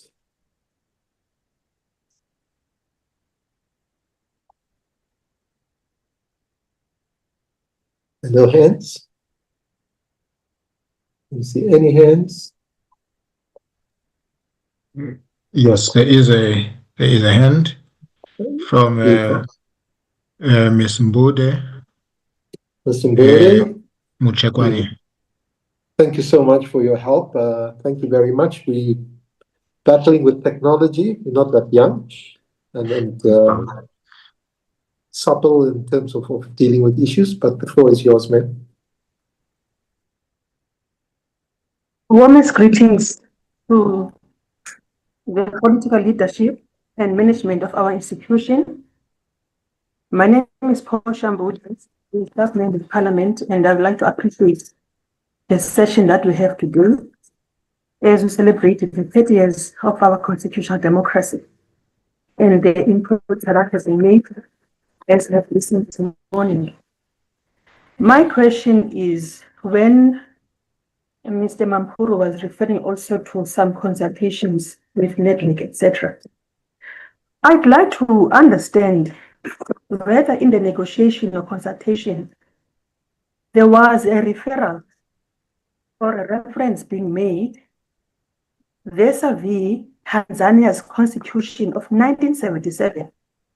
Did South Africa draw any examples from the Tanzanian constitution of 1977? That's my question. Thank you very much. Could I invite a response to that? Could I ask the Deputy Minister of Justice to respond to that? May I? I don't know if he's with us. Madam Speaker or Deputy Minister. No, I am indeed very much with you. Although I thought that the question was directed to NEDLAC specifically, but I mean, just as a general proposition that in crafting the South African Constitution, we drew on inspiration and example from across the world. And there was very, very valuable lessons learned from the experiences of many countries. But I think we were also, as the Constitutional Assembly, very mindful that we should also draw inspiration from examples on our continent, not just from the so-called established democracies, even though countries like Germany and Canada were important sources of example. But ultimately, the South African Constitution was a homegrown product, very much. But, and I think it bears testimony both to the nature of our struggle, which was heavily informed by the values of international solidarity and was supported by countries across the world, which is why we, at the moment, stand so firm on the principle of solidarity, but that we've also, in our constitution, perhaps somewhat unique amongst constitutions of the world, put in our constitution that that international law should also be drawn upon as a source of inspiration in the interpretation of our constitution. And therefore, our constitutional court has on many, many occasions drawn on the jurisprudence of other countries. But I think importantly is that by doing that, South Africa's constitutional court and other courts' jurisprudence have also become often cited in the jurisprudence of other countries. Thank you. Thank you very much, Deputy Minister. That was very helpful. Any further hands?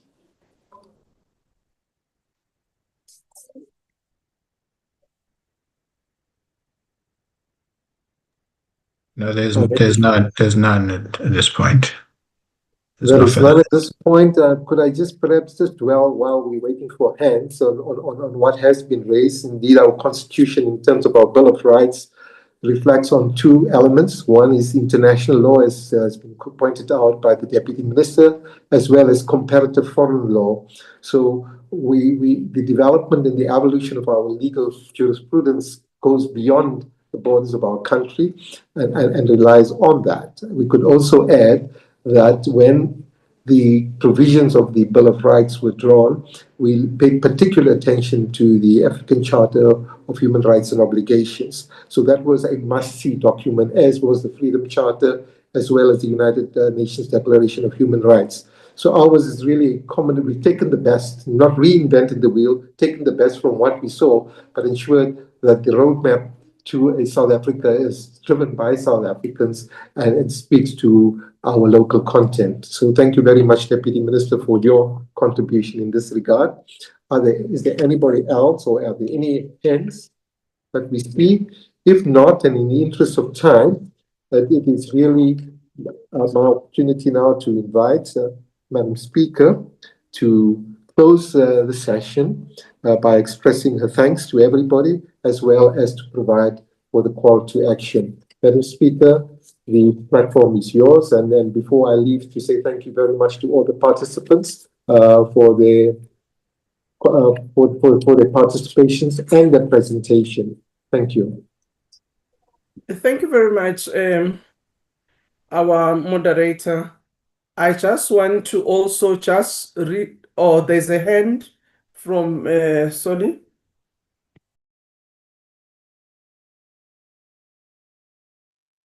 Enver, there's a hand from Soli Pedro. Please, so sorry. Thank you so much, Madam Speaker. Soli? Yeah, thank you very much, moderator. And thank you very much, Speaker. I might sound political in this question that I'm going to raise, but it's constitutional. I guess South African government is the signatories on the International Labour Organization, and the collective bargaining is in the constitution. Now, I want to ask this question to the Speaker and the Deputy Minister. Why if South African government is the signatory to the International Labour Organization in terms of that convention, and this is entrenched in the constitution, why government of South Africa end up undermining the collective bargaining agreement in the public sector?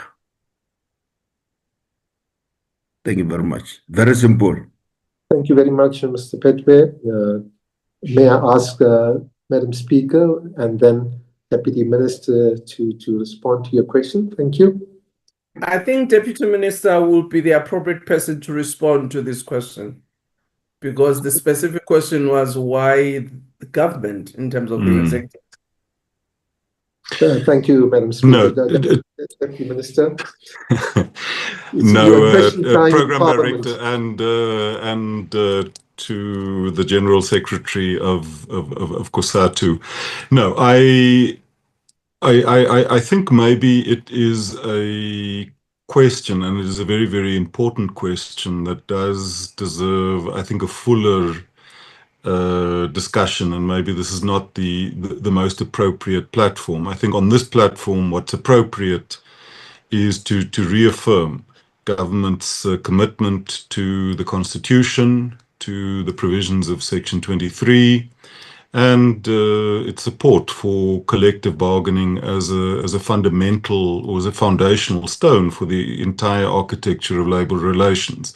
I think what the General Secretary of COSATU is referring to is a particular public service agreement and certain developments that followed that agreement, which I think would require a lot more time to deal with all of the dynamics there. And also, I think it would be appropriate that my relevant colleagues, both the Minister of Employment and Labour and the Public Service and Administration, be part of that discussion.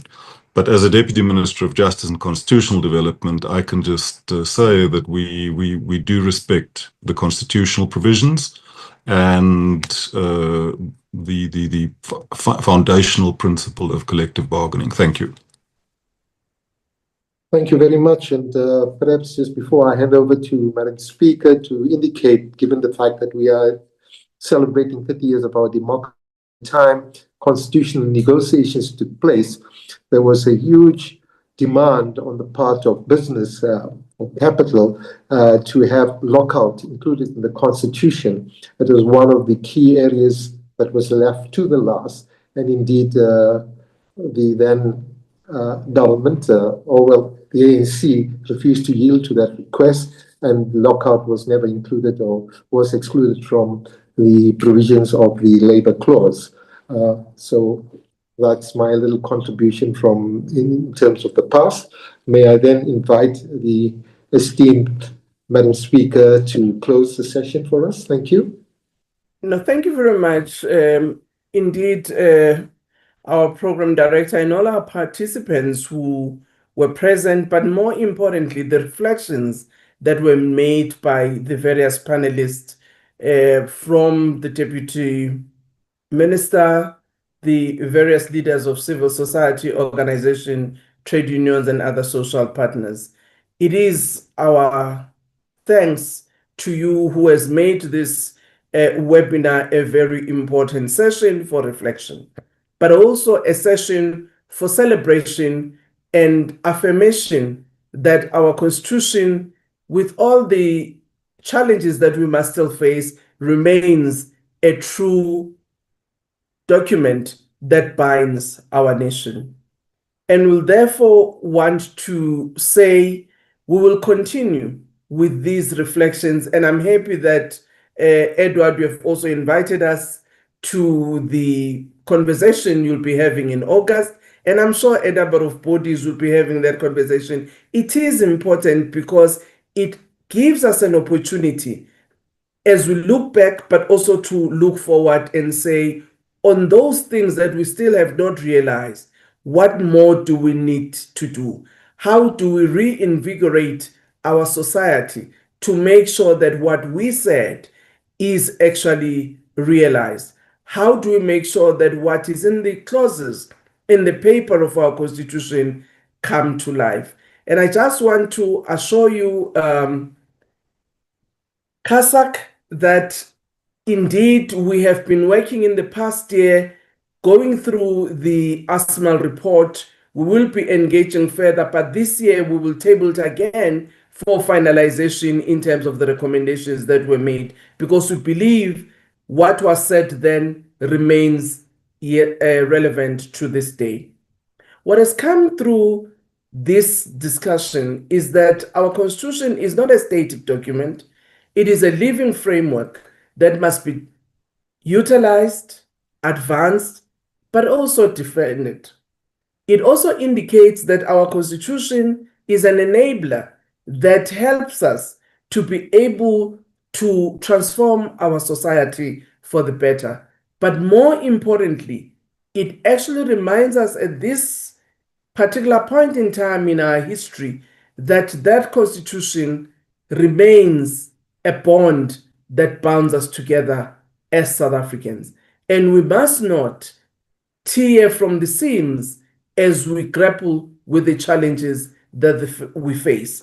We remain a united, non-sexist, prosperous South Africa that we would still want to attain. I therefore want to say thank you to all of you and enjoy your day as you go about your various engagements.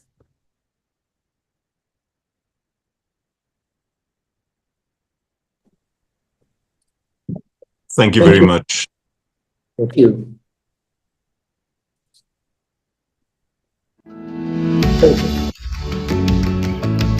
30 years of the Constitution, it's a significant milestone given where the country was before 1996. And there are a lot of rights and freedoms that are contained in the Constitution that we must not take for granted. The rights, even the right to vote, the freedom of expression, association. These are important rights, but also when one reflects in terms of 30 years of the Constitution, you think about some of the landmark rulings that have been confirmed by the Constitutional Court: the right to life, the right to housing, the right to education, that has opened doors for so many children to receive education, but also abolished some of the abuses, like corporal punishment. Like when one started schooling, it was normal to be to be caned, to be beaten by teachers, and those kind of practices have been outlawed by the Constitution, obviously with the Constitutional Court. But one of the bigger thing for me, it's how we kind of placed the Constitution as the supremacy. Like we come from a period before 1994 or 1996 where Parliament reigns supreme, but now you have the Constitution. Like we're a constitutional democracy, and that's something that we must not take lightly. And as they say, freedom is something that you work on a daily basis. You must not rest on your laurels and believe that the rights, the freedoms that you have now, both the socio-economic rights, but also the other rights that are contained in the Bill of Rights, don't take them for granted. Like obviously there are still aspects of the Constitution that haven't been fully realized, but it was not envisaged that they will all be realized overnight. So there's a lot to celebrate in terms of the Constitution itself. And ourselves as Rise Mzansi, we do not agree with those that believe that the current state of South Africa is as a result of the Constitution. We are in this mess that we are in some instances, because of the kind of leaders that at some levels get elected, whether at the municipal level, at the provincial level. So if we were to get the right people, the right kind of leaders to lead this country, applying the Constitution fully, we believe that the Constitution is still the best framework to take South Africa forward.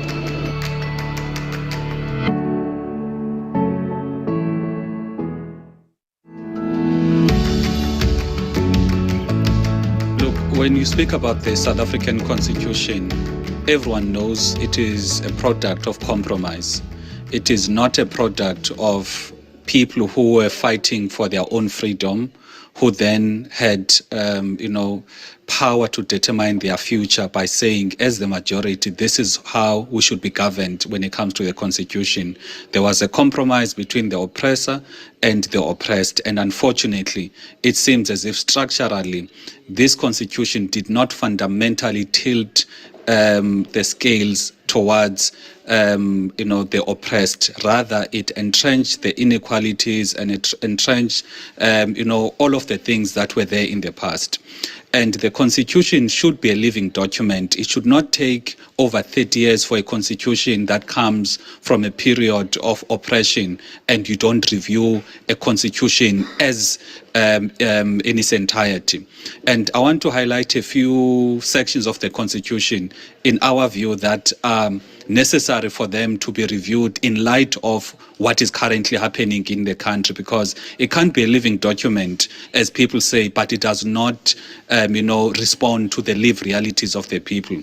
The first one, it is Section 19, political rights. It allows a person who just became a South African citizen to be like a bona fide, someone who's born a South African citizen, to stand for public office, and they could govern, rule me and you, meaning we run a risk of people with no ties to South Africa, no commitment to South Africa, by the virtue of them being in the country or having citizenship, then they get to be members of parliament, they can even get to be president. That's the first issue.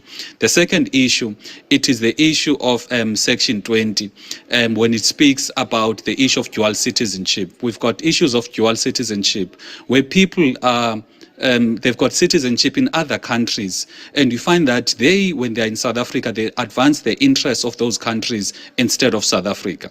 The last one, it is Section 25, when it speaks about land reform. The two issues there I want to emphasize. The first issue is that the cutoff period, as documented in the Constitution, for any land restitution process is up until 1913, meaning anything that happened prior to 1913, there can never be restitution for that. Now, if you look at our history when it comes to land dispossession, majority of the land dispossession took place prior to 1913. However, this constitution protects that theft, protects that thuggery, protects that evil that was committed by the colonizers and the oppressors at the time. Then the second part on Section 25, it is the issue of foreign nationals owning land. If you come to Western Cape now, majority of black people cannot afford living in the Western Cape because there's foreigners coming from Europe, coming from America, with their strong pounds and rands and euros, dollars and euros. They are able to inflate prices, which makes it impossible for South Africans to own land. So without the amendment of the Constitution to deal with these issues, then it becomes just like a paper document. If we're to go now to the people in communities, they are not proud to say this is our constitution. I know a lot of people say we've got the best constitution in the world, but we always ask the question as ATM, who is saying that? Is it the people in the communities themselves, or is it academics? Is it people that are coming from outside of the country who at an academic point of view are saying it's the best, but the people who should own the constitution, the people ogogo nobomkhulu nabantu basezilokishini, are they proud of this constitution? The answer is a definite no.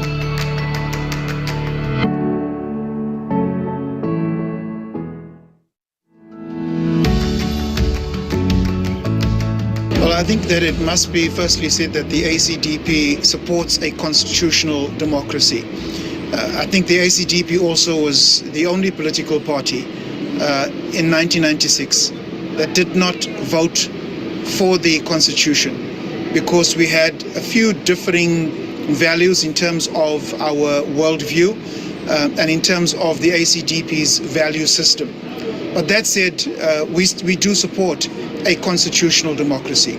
I think what is telling, however, in these last 30 years is the challenges with regards to some of the provisions which enjoins all South Africans to enjoy the benefits of our country. But rather than seeing many South Africans enjoying those benefits, we currently have some 34% unemployment in South Africa. We have one of the highest Gini coefficients rates in the world, with a Gini coefficient of some 0.63, 0.64%, which means inequality in South Africa has actually increased. We have some high poverty levels in South Africa.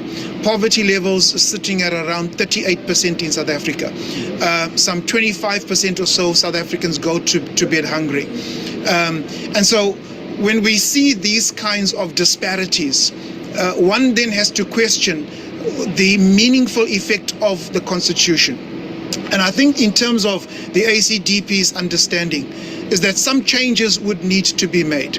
In addition to the disparities from a social viewpoint, we also understand that in South Africa there are hundreds of thousands, if not millions, of foreigners who have come into South Africa. And this places a huge burden on South Africans, understanding that our Constitution possibly is a part of the problem, because the Constitution in sections 27 and sections 29 indicates that everyone has a right to education and everyone has the right to health care. But when it comes to voting, it is only South African citizens who have a South African ID, who is able to vote in South Africa. Now, these disparities as well creates a huge burden on the fiscus. And I think that one needs to look at addressing who actually has access to healthcare and who has access to education in South Africa in terms of the provisions of the Constitution. This creates the anomaly of, as I indicated, placing this huge burden upon the fiscus that South Africa cannot endure. On a personal level, I believe in a constitutional democracy. On a personal level, I have continued and have always fought for the core principles of democracy. I have participated in democracy programs from a very young age. When I fought against apartheid within the United Democratic Front as a youth leader in my community. So the principles of democracy and the principles of a constitutional democracy in particular are fairly well entrenched within me. However, I do have a challenge, I think, with regards to the current provisions, where you have a chapter 9 institution like the CRL that is attempting to weaponize the Constitution and legislation against one of the core tenets of the Constitution, which is freedom of religion. And so as one who strongly supports a constitutional democracy, we cannot undermine the right of South Africans to enjoy freedom of religion as enshrined in Section 15, Chapter 2 of our Constitution.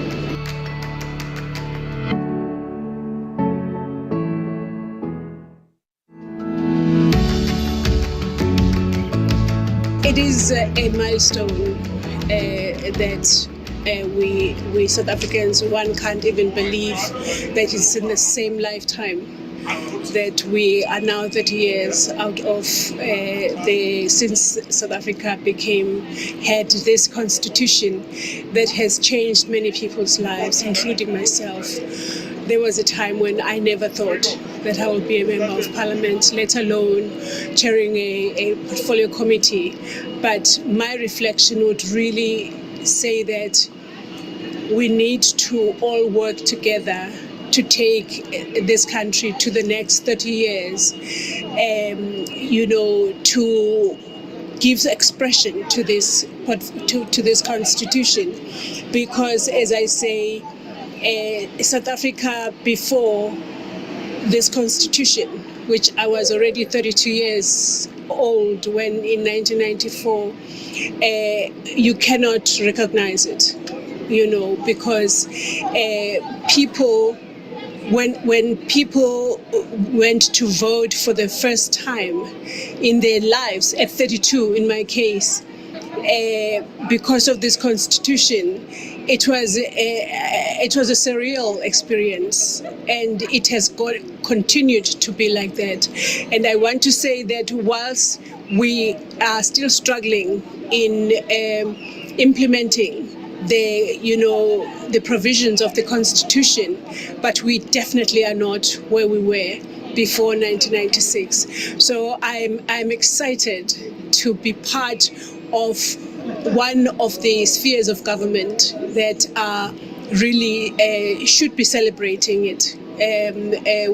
When you celebrate, you are not saying that there are no challenges. You are not saying that everything is being done perfectly, but you are saying there is a constitution to celebrate, and there is a constitution for us to reflect on and for us to do better, so that the next 30 years really take South Africa to where it needs to get. Our young children need to be very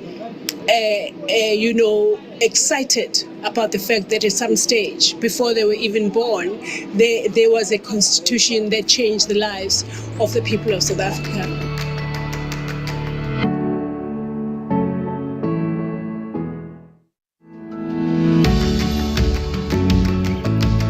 I've been in Parliament for nearly 22 of those 30 years. So I have seen legislation taken out, reworked, the smell of apartheid removed over and over and over again, until we've really reworked the entire process of Parliament so that it now behaves as it should, as a constitutional democracy, and answering to the people of the country, which of course it never did previously.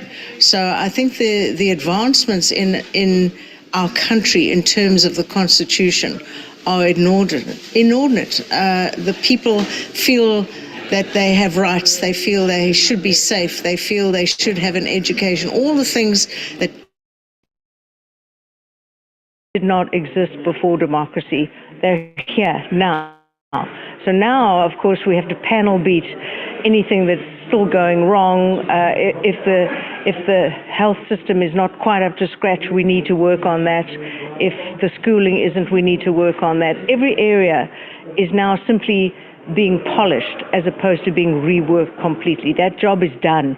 And so I think that is what we've achieved in these last 30 years. A great deal more still has to be done. The fact that we still have potholes, the fact that we still have areas where no water has been coming out of taps for 20 years, those issues have to be dealt with.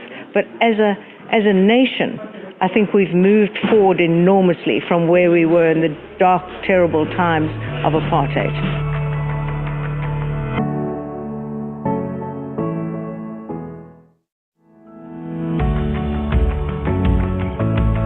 Well, for me, the Constitution of South Africa means a lot more than just a constitution, because it's not just a document that was signed to be a legal document in the country, but it's a document that gave us an opportunity to enjoy human rights, to be able to have freedom of speech, freedom of movement. And as I speak to you today, many of our people are now in business that ordinarily were reserved for a select few. Today, as we speak, people are able to engage in a number of activities simply because of the Constitution. So I can say it is the best document in 30 years that the country has ever had.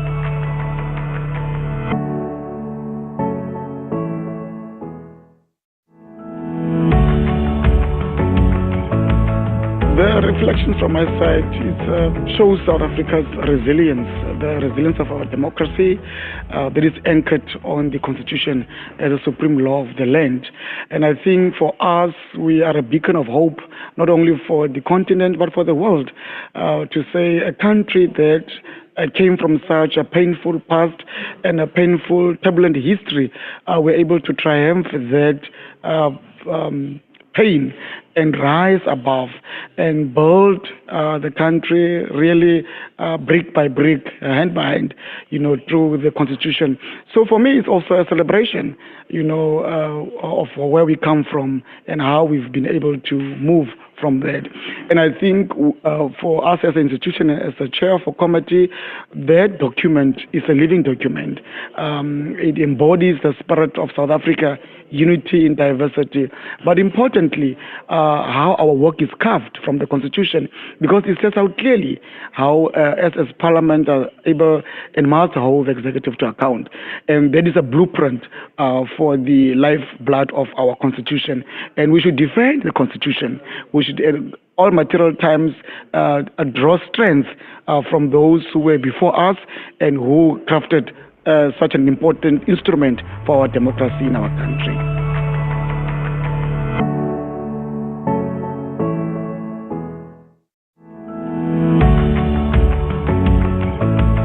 I think it was a good thing that we have this kind of a constitution. I'm told it is celebrated the whole world. Now, since we had the new constitution, I think it provides people with human rights in particular. People now are able to move around freely, no longer restricted because of the color of your skin. You are free to initiate whatever discussion. Nobody is saying you can't raise this thing because of the color of your skin, because of your age, or because you can't talk about it. So people have freedom of movement, freedom of speech, freedom of association. People now can, unlike in other countries, can be members of any political party or any organization in society. People can live wherever they want to live without any problem. So it's 30 years celebrating this constitution. I think, although after 30 years one would think there are certain things that might need to be looked at, we might need to review the constitution to allow certain things to happen. But it's important that we celebrate the constitution because it has given people freedom.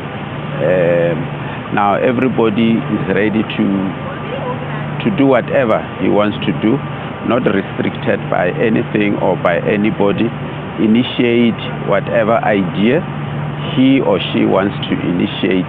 So it's a very good constitution. And fortunately, we have institutions like the Constitutional Court, which in case we offend the Constitution, the Constitutional Court is there to bring us back into line. In case we are not sure of what we are doing, whether it's constitutional, the Constitutional Court is able to assist us to say this one will pass the constitutional muster or not. Therefore, it's a very good constitution that we must celebrate, and I'm told it's better than many constitutions worldwide.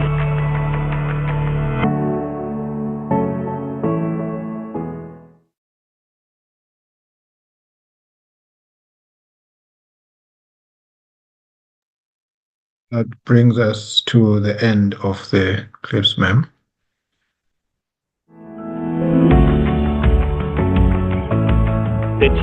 Of the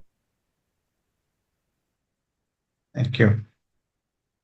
Madam Speaker, panelists and the other delegates, we've come to the end of the webinar. Much. Recording stopped.